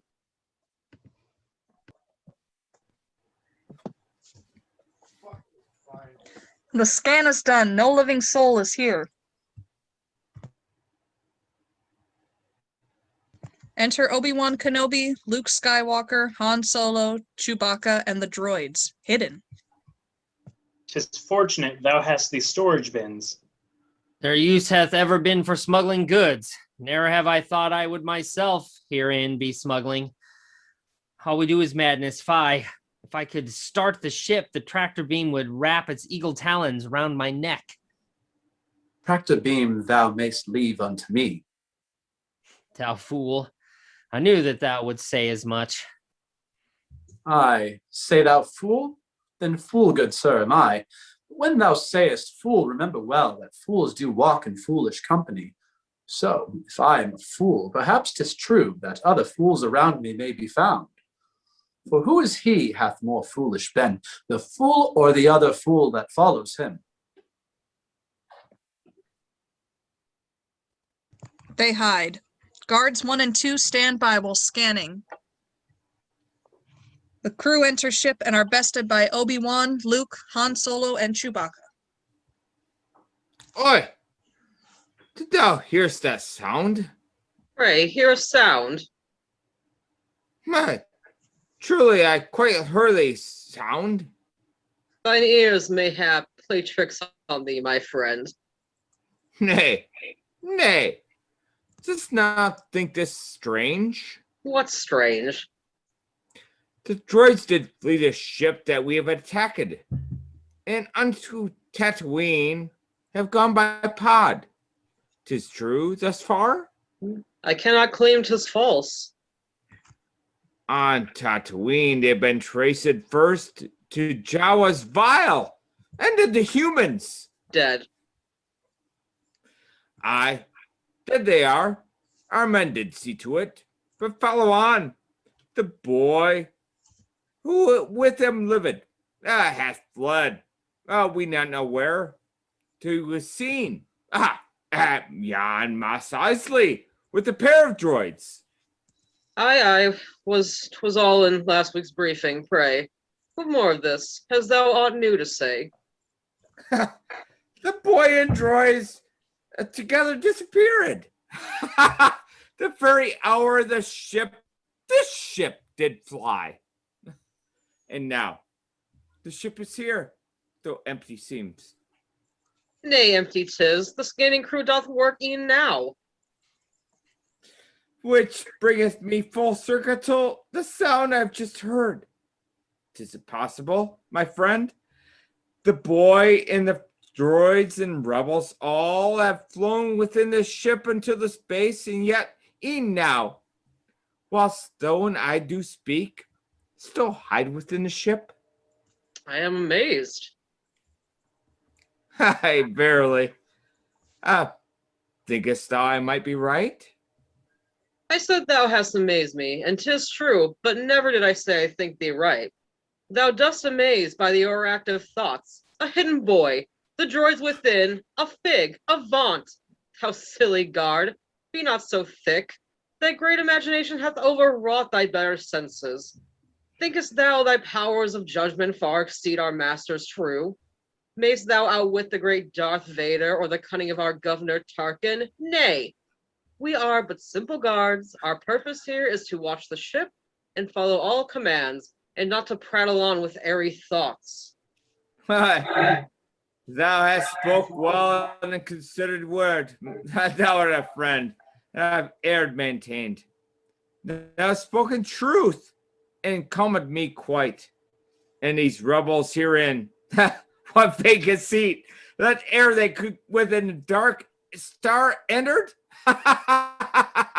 It warms my heart to see thee so restored, and back to my own merry native self.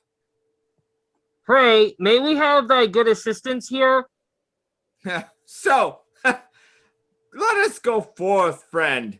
Good cheer. Guards 1 and 2 enter the ship and are killed.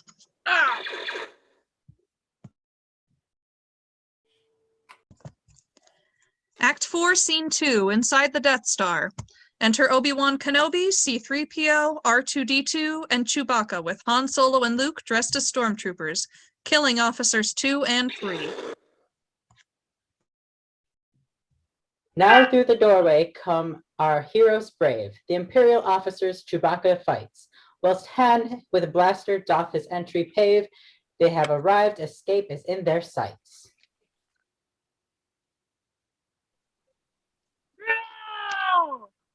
Fie, with all this howling nonsense, and with all thy blasting, 'tis a miracle that all within the station have not heard of our arrival. Surely let them come. A fight would I prefer to sneaking yon and hither.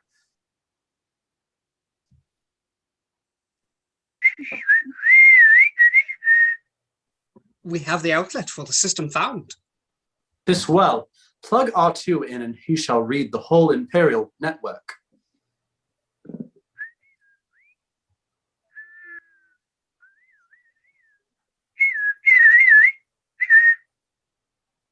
Now he hath found the main control unto the power beam that holds the ship herein. He shall attempt to show thee presently where its exact location may be found. The tractor beam in 7 places is connected to the main reactor, but a power loss at any terminal shall set the good Millennium Falcon free. Methinks ye two cannot assist me now. This one, e'en, I shall go alone. Aye, good. So shall I hearken unto what thou sayest, for I do already on this voyage have done more than that for which I have been paid. I would go with thee, sir. Pray, patience, Luke, for thou must stay and guard the vital droids. They must be taken safely to our friends, or other systems end like Alderaan. Thy destiny, dear boy, doth truly go upon a path far different from mine. And fate for thee shall spun another thread than what she hath for Obi-Wan's life stitched. The Force, it shall be with thee always, Luke.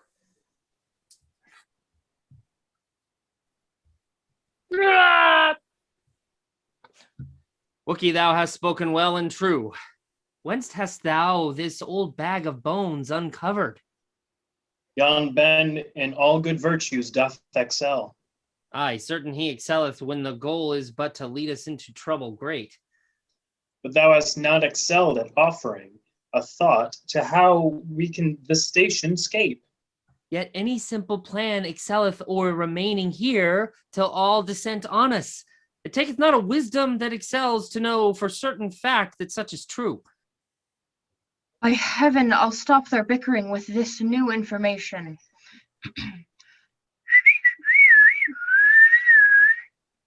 I prithee, what doth all this beeping mean? Sir, I confess I do not know, yet declared that he hath found her. Then the droid repeats, she's here, she's here. But Mary, who? The good Princess Leia. Princess Leia? Here? What sayest of princess? Where, thou droid? Say where. What princess? On thy life, this thing unveil.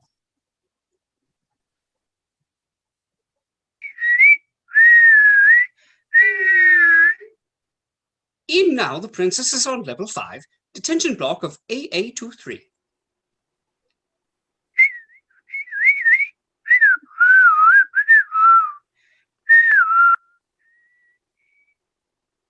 I fear, good sir, it doth give certain news the princess shall be terminated soon.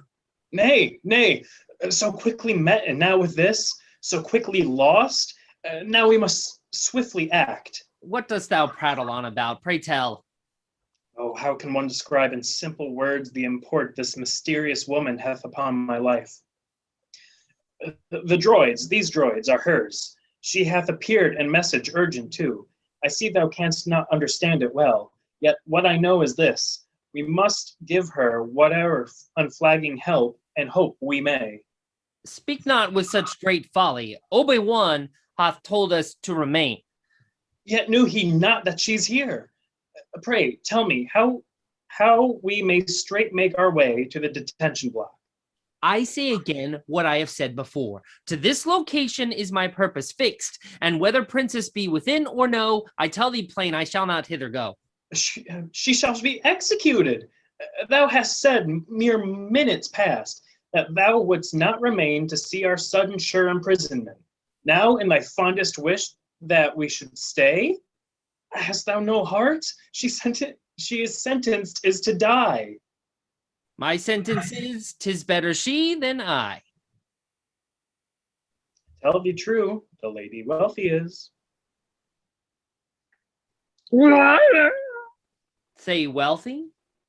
Wealthy, aye, with power. If thou wouldst rescue her, thy great reward would be more a warrant than thou mayst imagine. Enough, I am engaged. But I do hope thou knowest well of what thou speakest here. Hast thou a plan? C-3PO, I prithee pass those binding cuffs to me. Good Wookiee, I shall put these on thee now. Han, perhaps thou shouldst that honor have. Fear not, dear Chewie. Now his plan is plain. My master Luke, forgive my question, Frank. What should we do if discovered we are? Lock thou the door. And pray they've blasters none.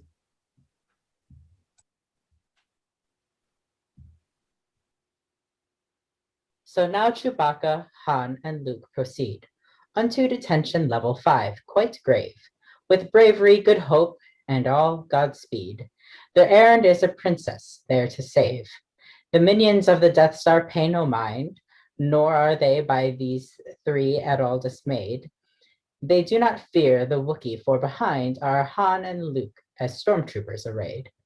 Meanwhile, in stealth does Obi-Wan pass by, and to the terminal doth make his way. But while he goes, Darth Vader feels him fly, so every character his role doth play.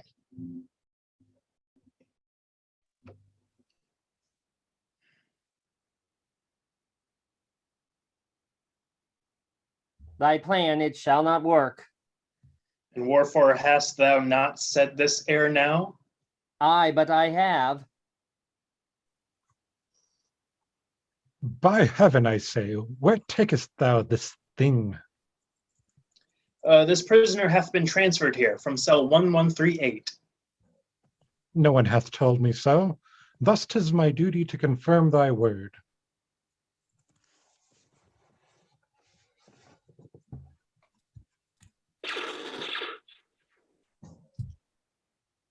Be thou swift and merciless, good Luke.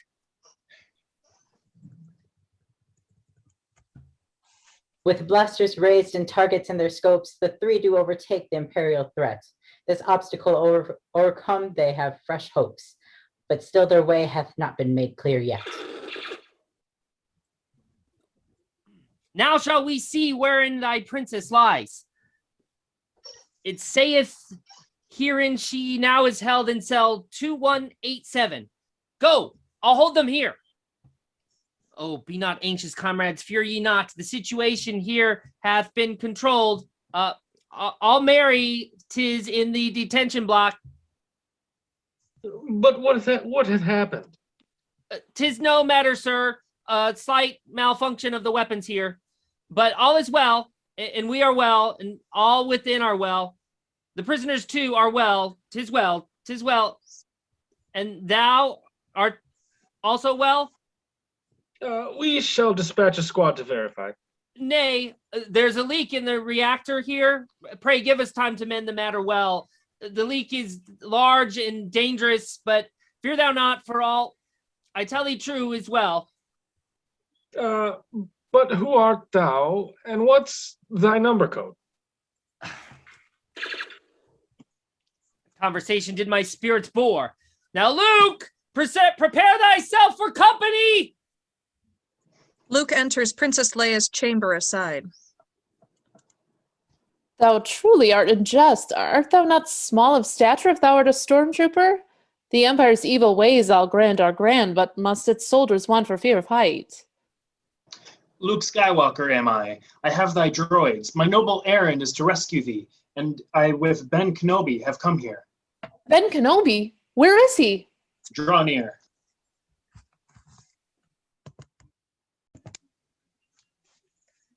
Act 4, Scene 3. Inside the Death Star. Enter Darth Vader and Grand Moff Tarkin. I tell thee, he is here. Old Obi-Wan Kenobi? Wherefore dost thou think 'tis so? A tremor in the Force hath been my guide. When last I felt its movement, I was in the presence of my former master, he. 'Twas years ago. He must be dead by now. Thou shouldst not underestimate the power the Force doth hold. The Jedi are extinct. Their power from the universe is gone, and thou, dear friend, art all that doth remain of their misguided old religious ways. Pray what?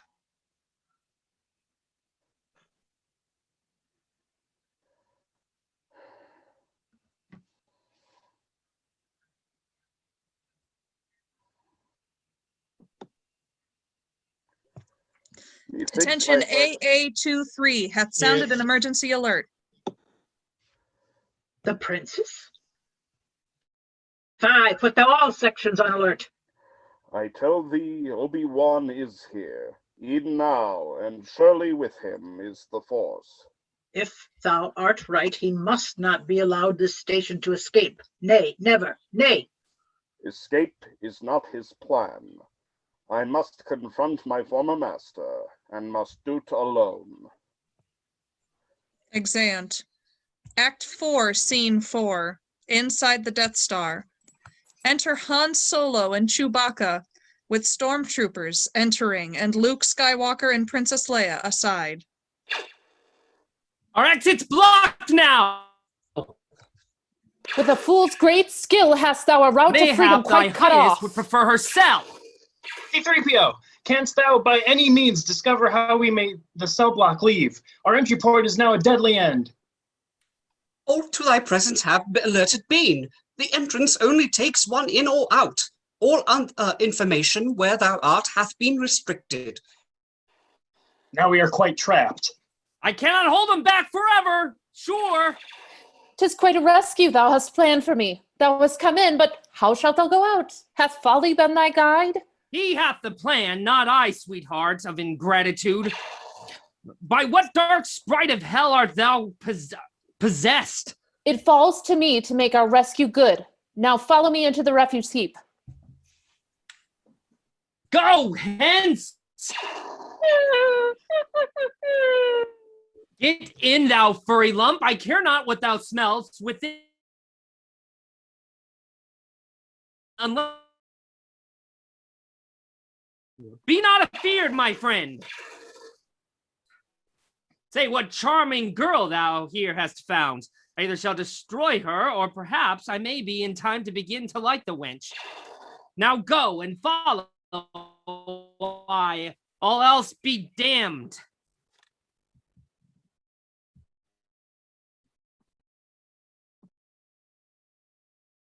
The scene doth shift unto the refuse space, where all is wrought, and like a funeral pyre.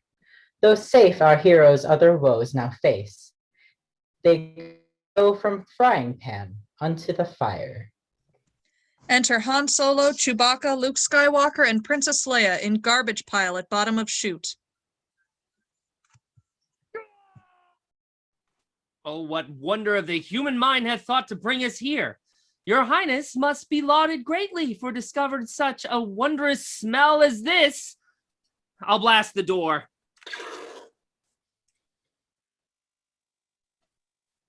Nay. Swift, get thee hence. Nay, prithee, shoot thou not. Thou errant knave, Blast ricochets. wouldst thou undo us all? Now rid us of that blaster quickly too, else shall thine edgy trigger finger mean the certain death of all us herein. Oh, I, thy worship. Ha!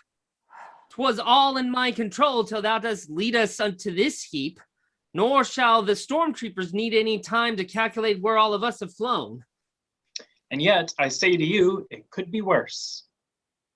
'Tis worse. I'll warrant. Something lives in here. 'Tis but thy keen imagination, Luke. 'Twas not just my imagination that hath now swum boldly past my leg, or else imagination now hath body too. Aye, there, did I see? Did but a mere imagined figment just swim by? See what? Luke is pulled into the water by an unseen force, rising above the surface moments later. Oh, miracle that thou art truly saved! What happened there below the briny sludge? I do not know. The slimy creature hath released its vice-like grip on me and fled. I have Another a sound is bad. heard. I have a feeling bad about this sound. The walls begin to contract. Be not afeard, and stand thou not in awe, but rouse thee now, and hath it sure approach. Now lend me thy assistance.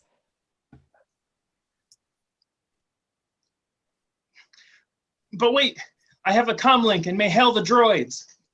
C-3PO, say, art thou there? Pray speak. But while he tries to hail the golden droid, C-3PO hath troubles of his own, for stormtroopers are to their room deployed, and now the droids must save themselves alone. Enter C-3PO and R2-D2 aside with stormtroopers. Oh, grant us help, for there are madmen here, who are even now to the prison level gone. If thou but hurry, thou mayst catch them there. Aye, prithee fellows, come and follow me. 3PO! Now climb on top! In faith I try! Where is that knave? 3PO! I fear a wicked fate's befallen them. Pray, R2, see if they imprisoned are. Now such a pace.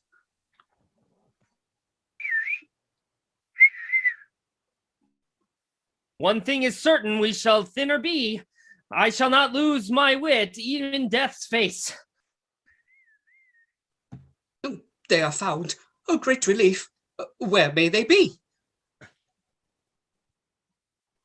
Use the comlink? Oh, I'd forgotten quite and turned it off. Pray, art thou there, sir? 3PO, 'tis thou? I will confess we have some problems faced. Peace, 3PO. Lend ears and thy voice. Disarm thou every refuse smasher on detention levels. Just thou mark me, droid. Be rapid, else thy master is no more. Nay, shut them all down. Hurry, R2, go.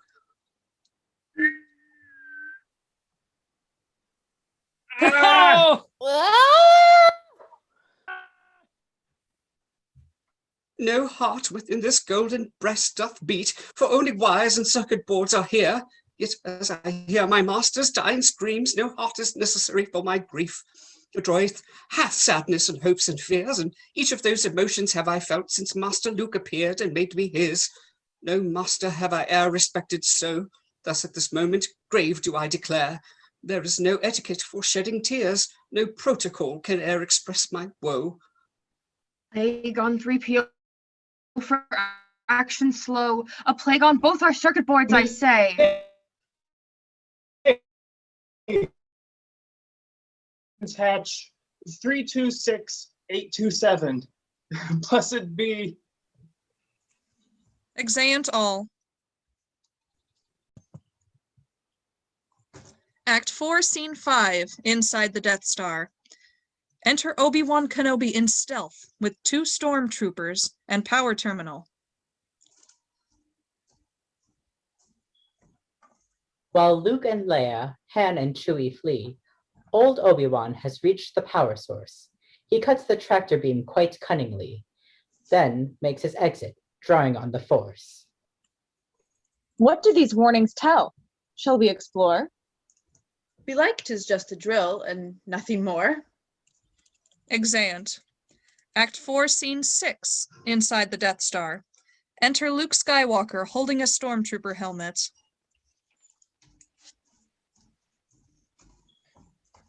Alas, Poor stormtrooper, I knew ye not. Yet have I ta'en both uniform and life from thee. What manner of a man wert thou? Man of infinite jest or cruelty? Enter Han Solo, Chewbacca, and Princess Leia.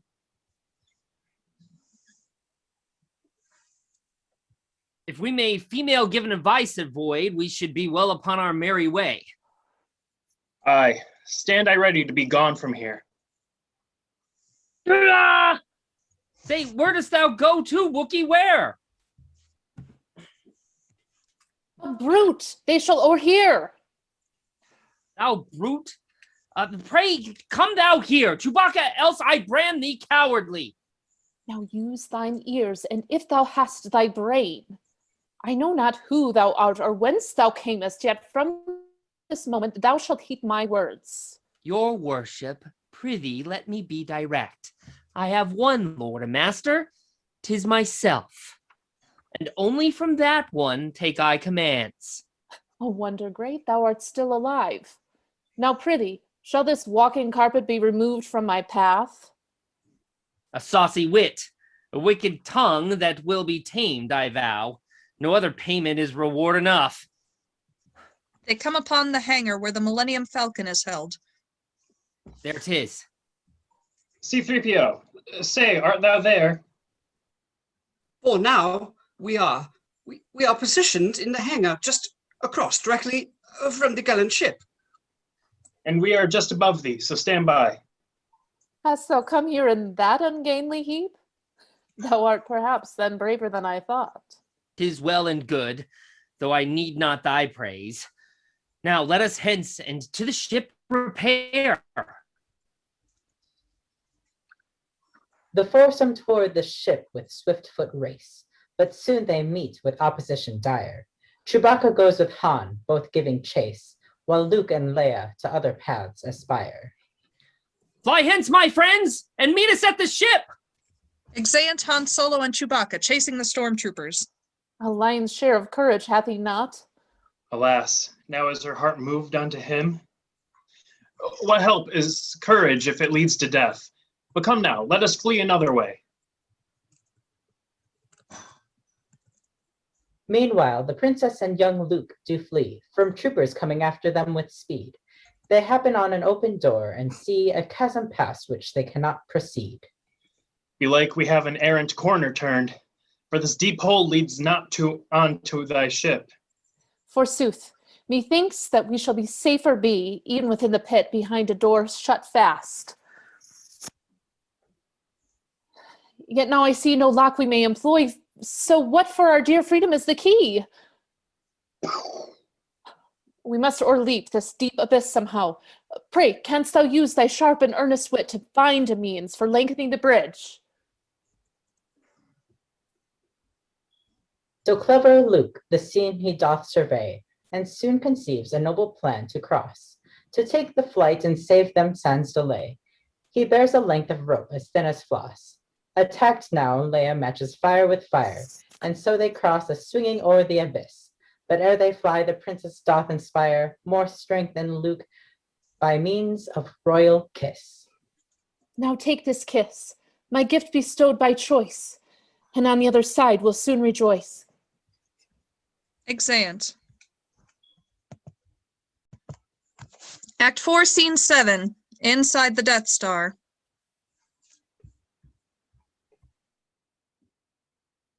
While droids do worry o'er their master's fate, Han and Chewbacca make their swift escape, while Luke and Leia now safety wait, a mighty final duel taketh shape.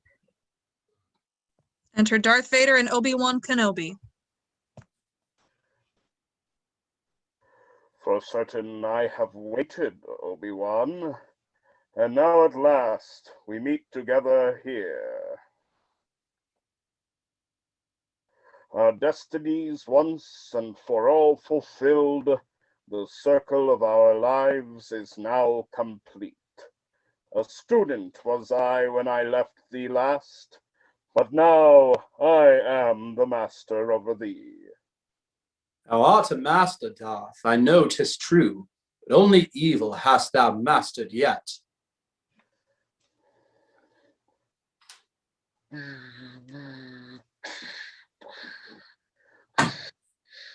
In time thy powers have weak become, Obi-Wan. And yet thou canst not win, I'll warrant, Darth.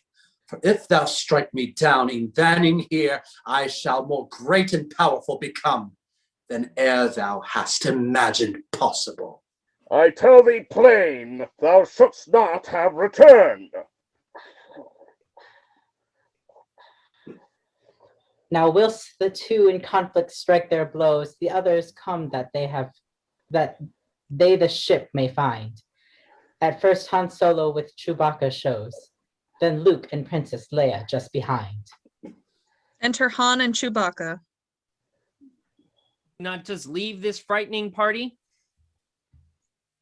Enter Luke and Leia. Where hast thou been? We did some old friends meet, but finding them unfriendly, have both vowed to find truer, better friends henceforth.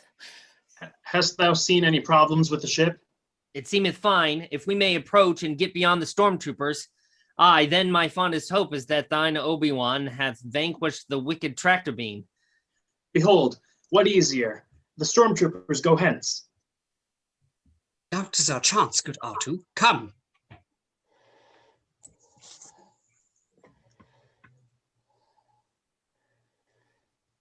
Fly, fly, good friends, unto the ship make haste. As everyone unto the ship draws nigh, young Luke sees Obi-Wan trade slice with slice, and Ben Kenobi, catching young Luke's eye, prepares to make a gracious sacrifice.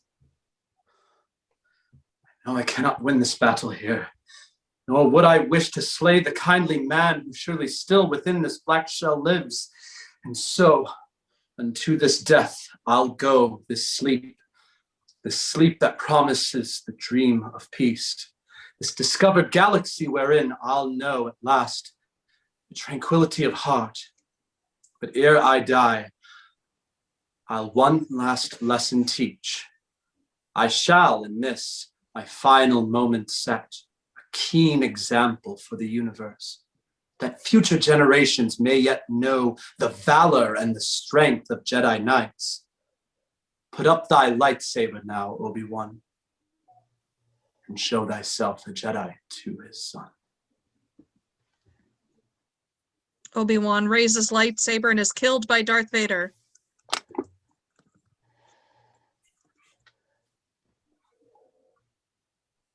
The cry of nay escapes Luke's trembling lip, and the stormtroopers turn round to see them there.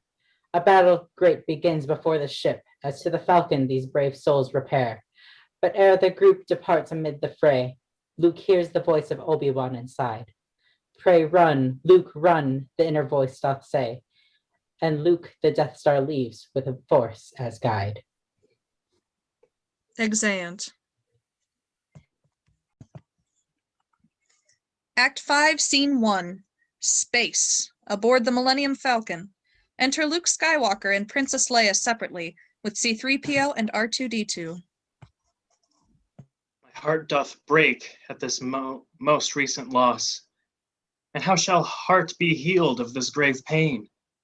My aunt and uncle first, and now this Ben. Did e'er a person know such grief as mine? His heart breaks for a person, Obi-Wan. My heart breaks for a people, Alderaan. My ship crushed first, and now my planet too. Did e'er a person know such grief as ours? I have but known this man a little time, yet in my heart he holds a special place. So had I hoped to learn from him the Force, and be his eager new apprentice too. My Alderaan I've known for all my life, and hold it in my heart in highest esteem. So had I hoped to one day make it home when this rebellion all is passed away.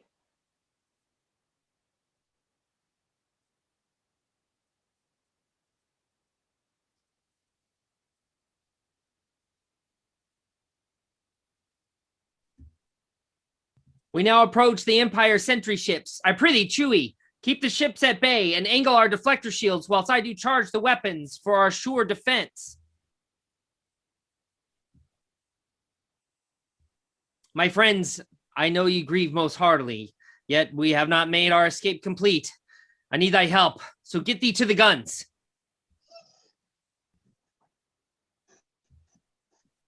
With newfound strength, Luke rises to the shore and finds the console opposite from Han. With lasers armed and engines all a-roar, TIE fighters swiftly come. The battle's on. Now be thou sharp, young Luke. They come too fast. How shall we hold them off? The ship is struck. All lateral controls have been destroyed. Oh, heaven! Be not afeared. I'll warrant that this ship shall surely hold. O ship, hast heard my word? I prithee hold. Now, ever smash that one. Well, thou worthy lad, but be thou not too full of pride and joy. When Still battle's two won, remain. then mayst thou boast indeed, but not e'er boast yet who bested were.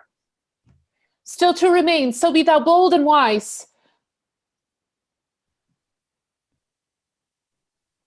With shouts and sweat and every skill employed, young Luke and Han contend with all their might.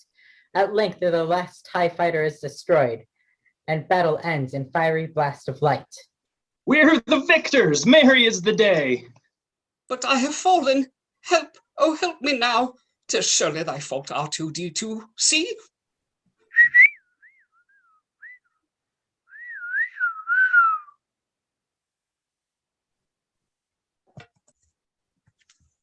Act 5, Scene 2, inside the Death Star. Enter Grand Moff Tarkin and Darth Vader. Now have they gone? The rebels truly fled? They have e'en now the jump to light speed made.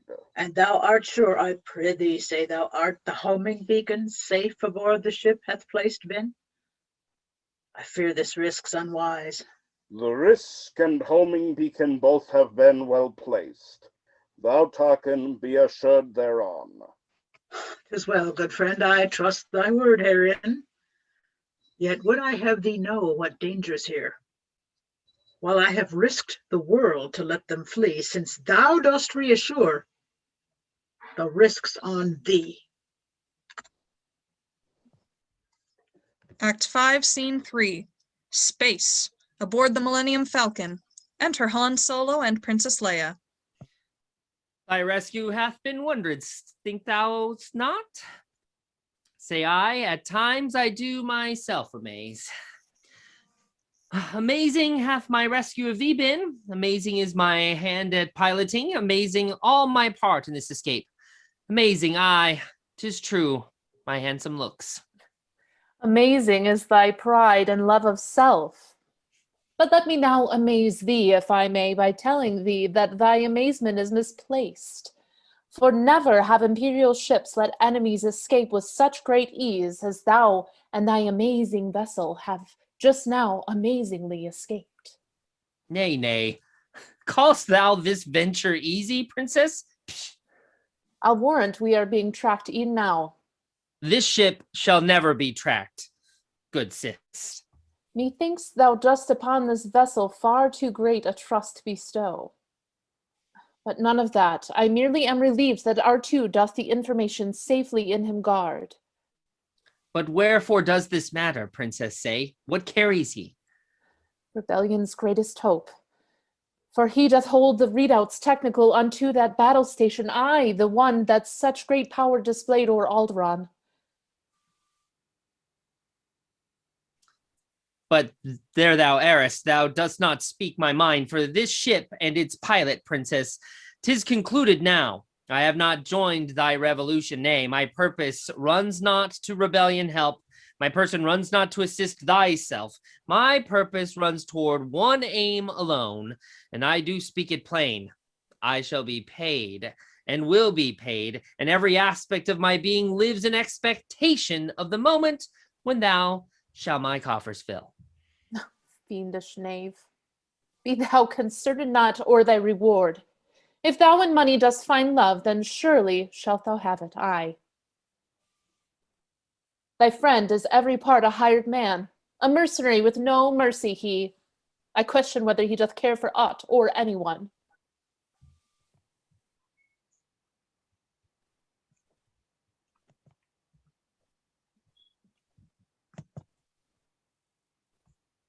Pray tell me, Han, what dost thou think of her? I tell thee true, my mind is settled fast when it thinks not of her.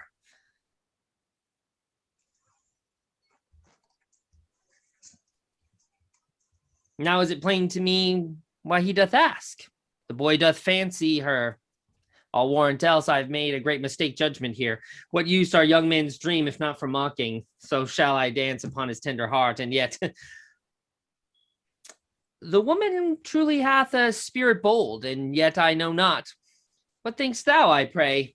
Thinkst thou a princess could with me be? Nay. Act 5, Scene 4. The rebel base on Yavin 4.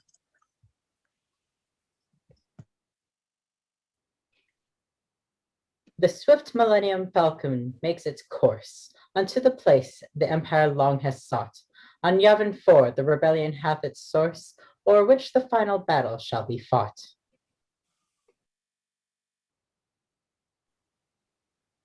Enter Princess Leia and Commander Willard, with Luke Skywalker, Han Solo, and R2-D2 behind. Good princess, thou art safe. When we heard about the cruel destruction of thy home, we feared the worst. But now to see thee safe is like a fragrant blossom to my sense. In time we may recount our griefs, good sir, but now is the occasion. We must act. I prithee, take this R2 unit here and use the data thou shalt find therein to plan our great attack. Our only hope it is, Commander. Trust in what I say.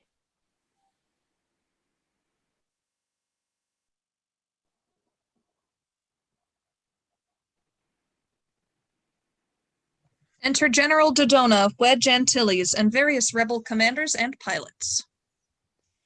Now gather round, ye pilots, good and true, for here ye shall learn, good lesson learn. The battle station heavily shielded is, and hath more power than half our fleet. It hath defenses against a large assault, but like the king who feel want of horse, this station may be crushed by smaller might. A one-man fighter may have the strength to clear the outer walls and penetrate therein. Beg pardon, sir, but how, I prithee, shall a one-man fighter stand its ground against that? The plans provided by the princess show the battle station's fatal weakness. Aye, a weakness do I call it, yet be sure. The hard approach therein shall perilous be. Thou must maneuver through the trenches above the surface to this especial point. There shalt thou find the glory of my lads. There shalt thou, with a blast more keenly shot, bring down the empire of cruel and mercilessness. But take ye heed, for all is not yet told. The hole that you must attempt to strike is but 2 meters wide and thermal pipe for waste. This hole shall make the laser power grow. This hole shall start a chain reaction great. This hole, if thou can hit it, wins the day. This hole shall end the battle station whole. But sir, the odds of such a hit are nil. 'Tis near impossible. Shall we, I say, attempt this madness, or mayhap 'tis best if we do live to fight another day. If we had but another 1,000 ships. Friends, rebels, starfighters, lend me your ears. Wish not we had a single fighter more. If we are marked to die, we are enough to make our planets proud. But should we win, we fewer rebels share the greater fame. When empire haughty, vast and powerful is felled by simple hands and of rebels' bases, it is shown the might of our good company. And citizens in Bespin now abed shall think themselves accursed they were not here. For never shall rebellion see a time more glorious than our strong attack today. Aye. Aye. Go ye then, and the force be with you all.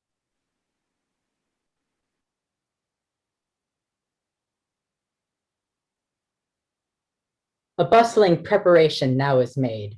As every man unto his post does go, a joyful spirit doth the base pervade, whilst on the Death Star pride doth overflow.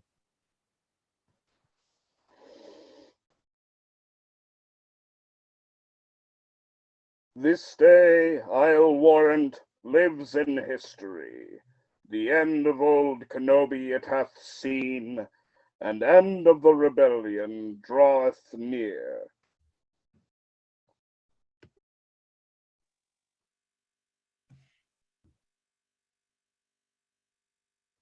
Now what is this?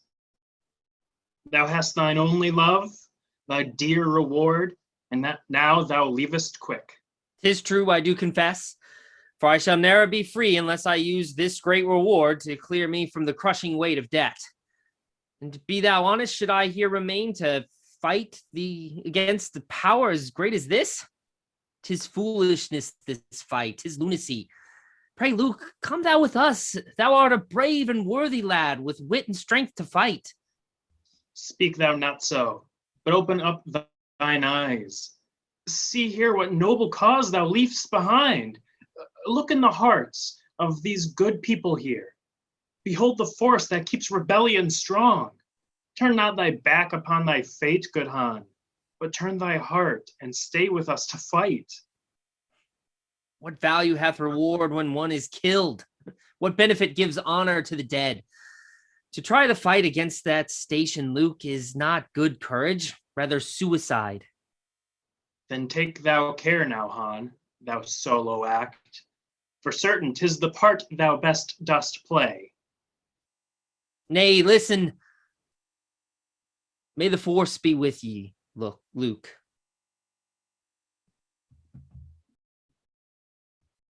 The ship that flies without a thruster falls. Propulsion and direction must one have to navigate the obstacles of space. I know 'tis true as any pilot doth. Then how can I imagine that a man can fly without a conscience as his guide? Without the inner compass of my soul, how can I verily hope to pilot life? I know what is to choose the right path and good. And I know the small rebellion's cause is just. I know the people here have need of help. I know all this, but still do harbor doubt. Yet shall my doubts lead me unto this choice. And shall I choose convenience over right? Or shall I choose myself or my new friends? Shall I choose rewards or my own soul? A smuggler's heart doth keep calm time inside. No matter sways a pirate's peaceful pulse. But something stirs in me I ne'er have felt. Is this a rebel's heart I feel within?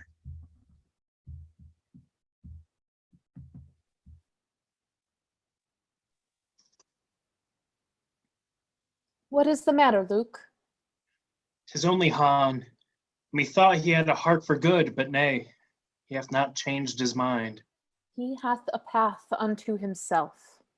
Not thou, nor I, nor aught can plot the course he chooses, verily. I wish as well that Ben were here with us. A kiss I gave thee once to give thee strength. Another kiss I give in friendship's hope.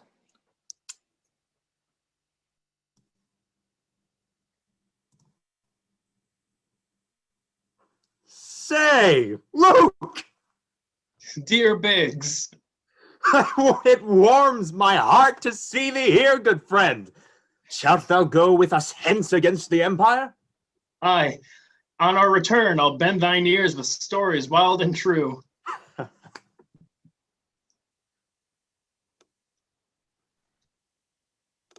I pray thee, Luke, canst thou these ships control? I'll stand as witness, sir, that Luke shall prove more worthy than myself. I'll warrant he's the best of pilots in the Outer Rim. Fear not this one, good sir.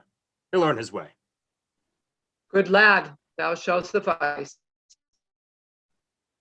Aye, marry, sir. I'll do my part.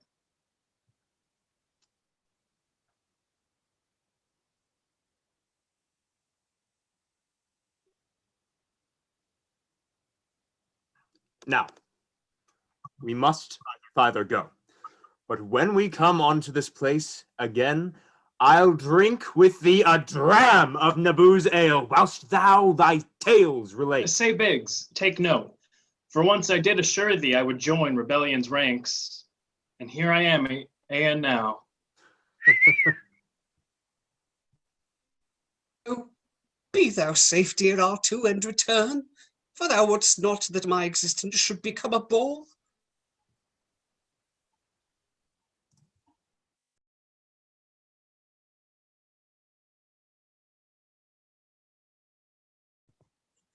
Act 5, Scene 5. Space, the final battle. As our scene shifts to space, so deep and dark, or your imagination will hold sway, for neither players nor the stage can mark the great and mighty scene they must portray. We ask you, let your keen mind's eye be chief. Think when we talk of starships, there they be.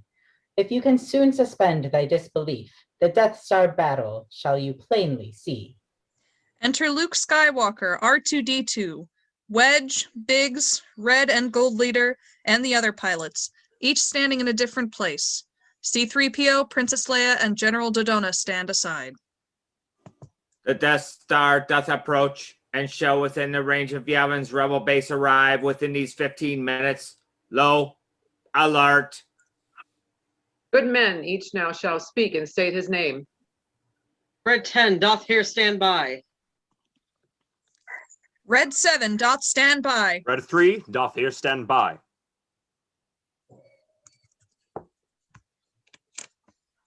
Red 6 doth here stand by. Red 9 doth here stand by. Red 2 doth here stand by. Red 11 doth here stand by. Red 5 doth here stand by.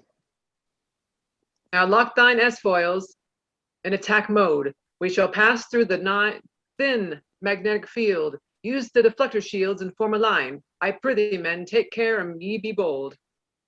But look, I say, how large this Death Star is. I am afeard this shall be my end.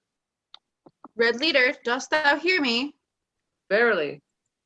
The gold team leads unto the target shaft. We have a positive position reached.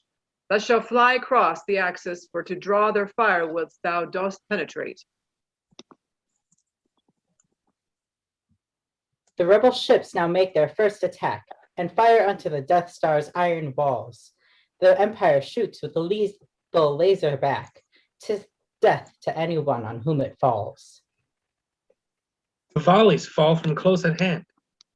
I see. Red 5 reporting. Swiftly I go in. My first attempt here falls. Oh, hit the mark. With courage rare, Luke makes initial pass and blasts his way into the Death Star's hull. But now maneuvers he too close, alas, shall he escape the fire's most deadly pull?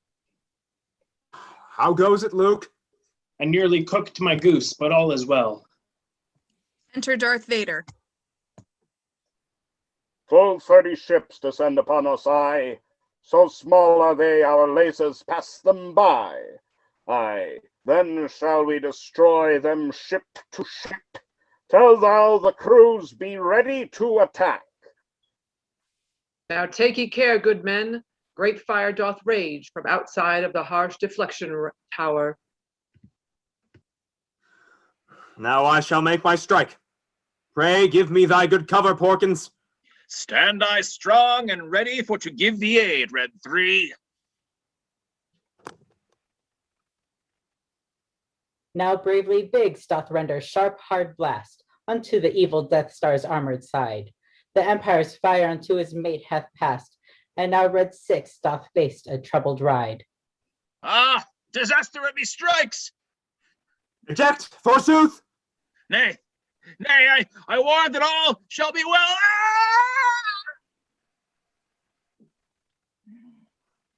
In 7 minutes, shall the Death Star be within the range of our fair rebel base? As rebel spirits with great strength rebound, a voice speaks unto Luke as to a son.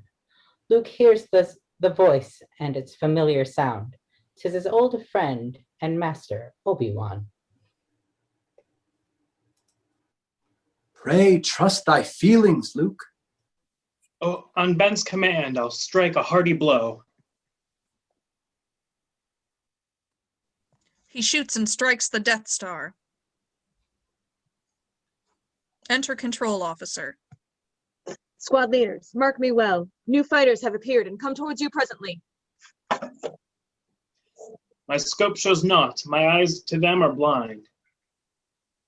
Employ thy visual scanning. They approach. Red 7, thou hast upon your rear.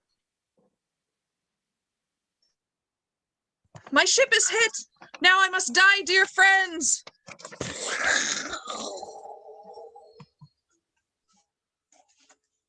Now am I plagued by such a hone. Help, help! For neither can I see where he doth go. Ah! He flies so close that my maneuvers fail. Hold fast, brave Biggs, till I can give thee aid. Upon the enemy I fly and shoot.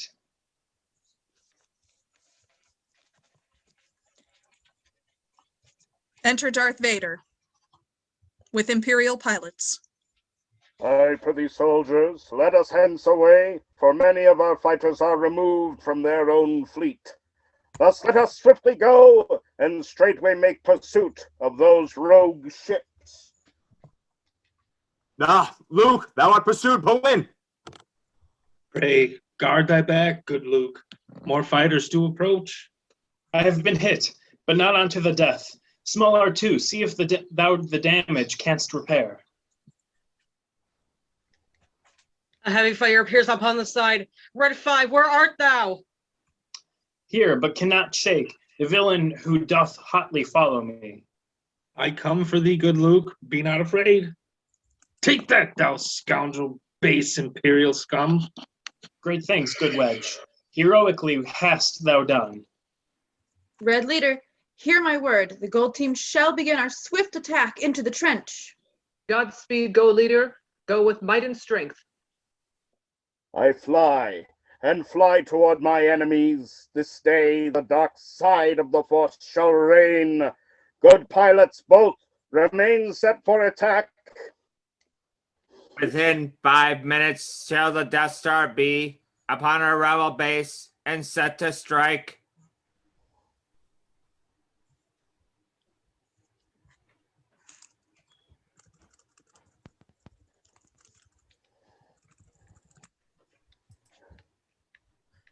I have received a signal on the ship's computer that the port will soon be in our range. But soft, good friends, what's this? The guns. It seemeth that their guns have stopped. So watch thy rear and stabilize thy shields. Perhaps an enemy doth come behind. Aye, they come. 3 ships at point 210. The battle heats as Vader and his men approach the threefold members of Group Gold. The Empire's hate will be fulfilled when Darth makes his power known with blows full bold. I shall destroy the rebels vile myself. Just give me thy good cover, and 'tis done. Now shoot I once, and death is the result. Darth Vader shoots, and Gold Leader dies. Gold 5 doth this ill news report. We have lost Dutch and Thierry both. In troth, I hear. Stay ready. From behind they do attack. Darth Vader shoots, Gold 5 dies.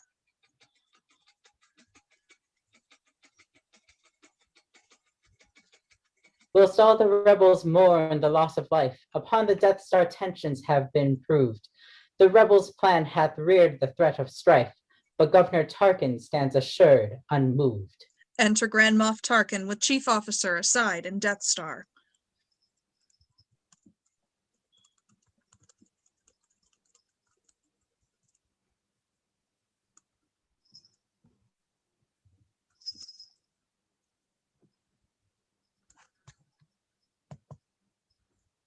The rebels' sharp attack hath been well probed, and now it doth appear a danger looms. I do confess my love to thee, good sir, and would my very life lay down for thee.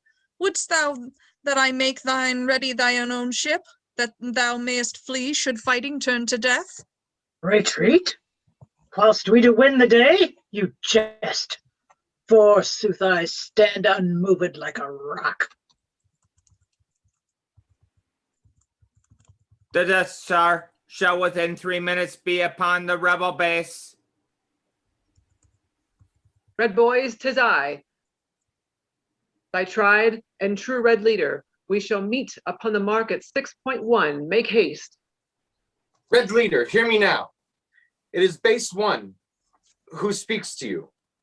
Keep half thy fighters out of range upon thy next attempt. If one group sadly falls, be like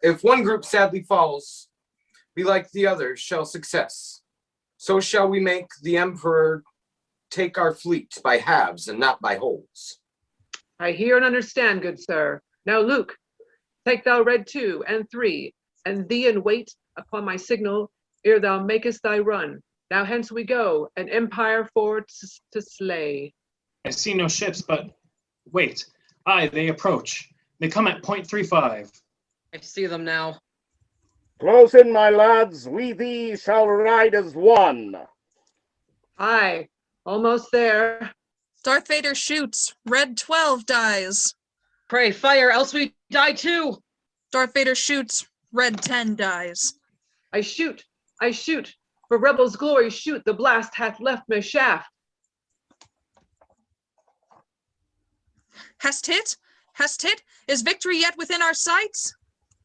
Alas, my finest effort I have given, and yet the blast fails, or falls errant and doth miss the mark. 'Tis but an impact on the surface. Red leader, but be thou not dismayed. We shall protect thee even now. Turn thou toward the 0.05, and we shall cover thee. Nay, save me not. My engine hath been crushed, and death is welcome now. Instead, dear Luke, good Wedge, brave Briggs, be thou prepared for thy run, for thou art now our only hope. Darth Vader shoots. Red leader dies. The Death Star now is but a minute shell upon the rebel base on Yavin come. Once more onto the trench, dear friends, once more. The death of our dear friends we see today, and by my troth their souls shall be avenged. We stand with thee, are ready for the fight. Luke, at that quick pace shalt thou escape before thy speedy ship is blown in twain? 'Twill be like Beggar's Canyon back at home.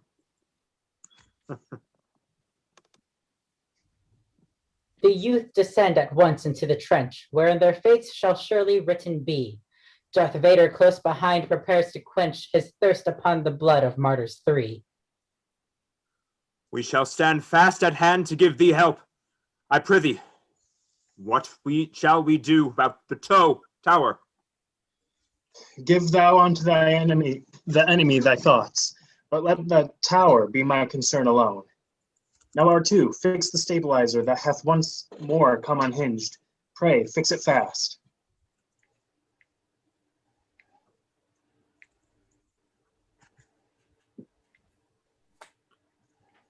The fighters are behind us at 0.3.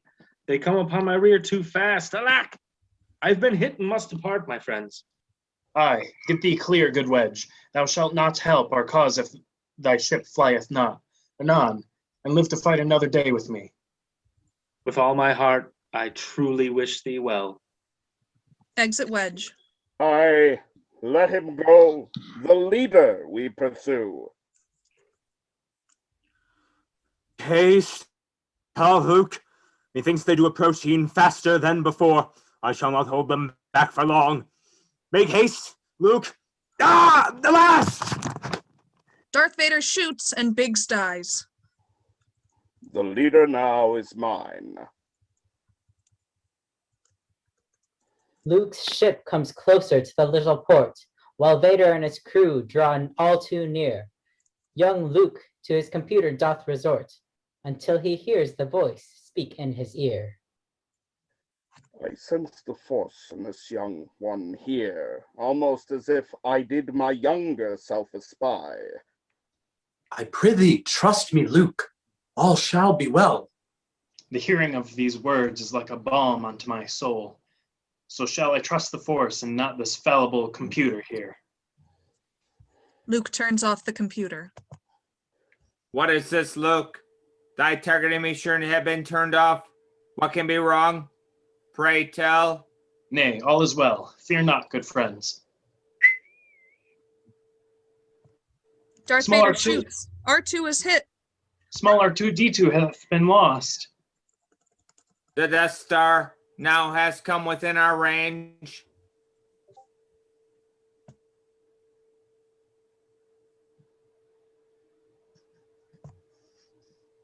Commander, thou mayest fire when thou hast made all goodly preparation thereunto. Now face thy death, thou rebel. Now in a trice brave Han is on the scene. The smuggler hath returned on errand kind. With sly approach he makes his way unseen, and slays the Imperial pilots from behind. Yahoo! But how? Thy path is clear, young Luke. Now do thy deed and let us all make way back home. I stretch my feelings out and use the Force. The blasts away, and with it all our hopes. The laser hits its mark with certain aim, and as the Death Star arms to strike the base, the chain reaction sets the orb aflame. The Death Star hath exploded into space. That timely blast hath hit the perfect mark. 1 in a million was thy force-filled shot. Remember me, O Luke, remember me, and ever shall the Force remain with thee.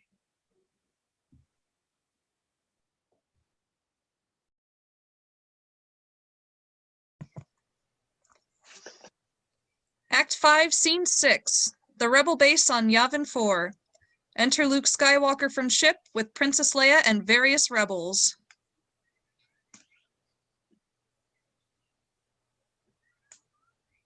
Hurrah! Hurrah! Leia! Luke, thou didst succeed.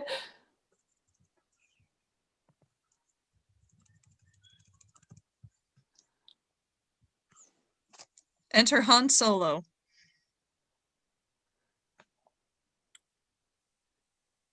Hey ho! Good friend, I knew thou wouldst return. I knew thou must. 'Twas in thy spirit good. Nay, should a pirate let another take his own reward? Thou gentle soul, I knew thou wert of sterner stuff than money made.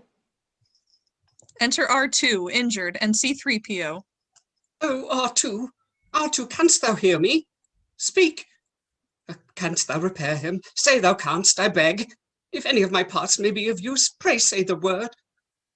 Fear not, he'll be made whole. Exeunt all but Leia and Han. Along the way, dear friends, we're lost and made. Along the way, strange creatures have we found. The stories have been told, the villains met, the griefs and exultations all played out. A chance for new beginnings we have made, directing hearts into the rebels' cause. These are the Star Wars we have fought and won. For now, our battles and our scenes are done.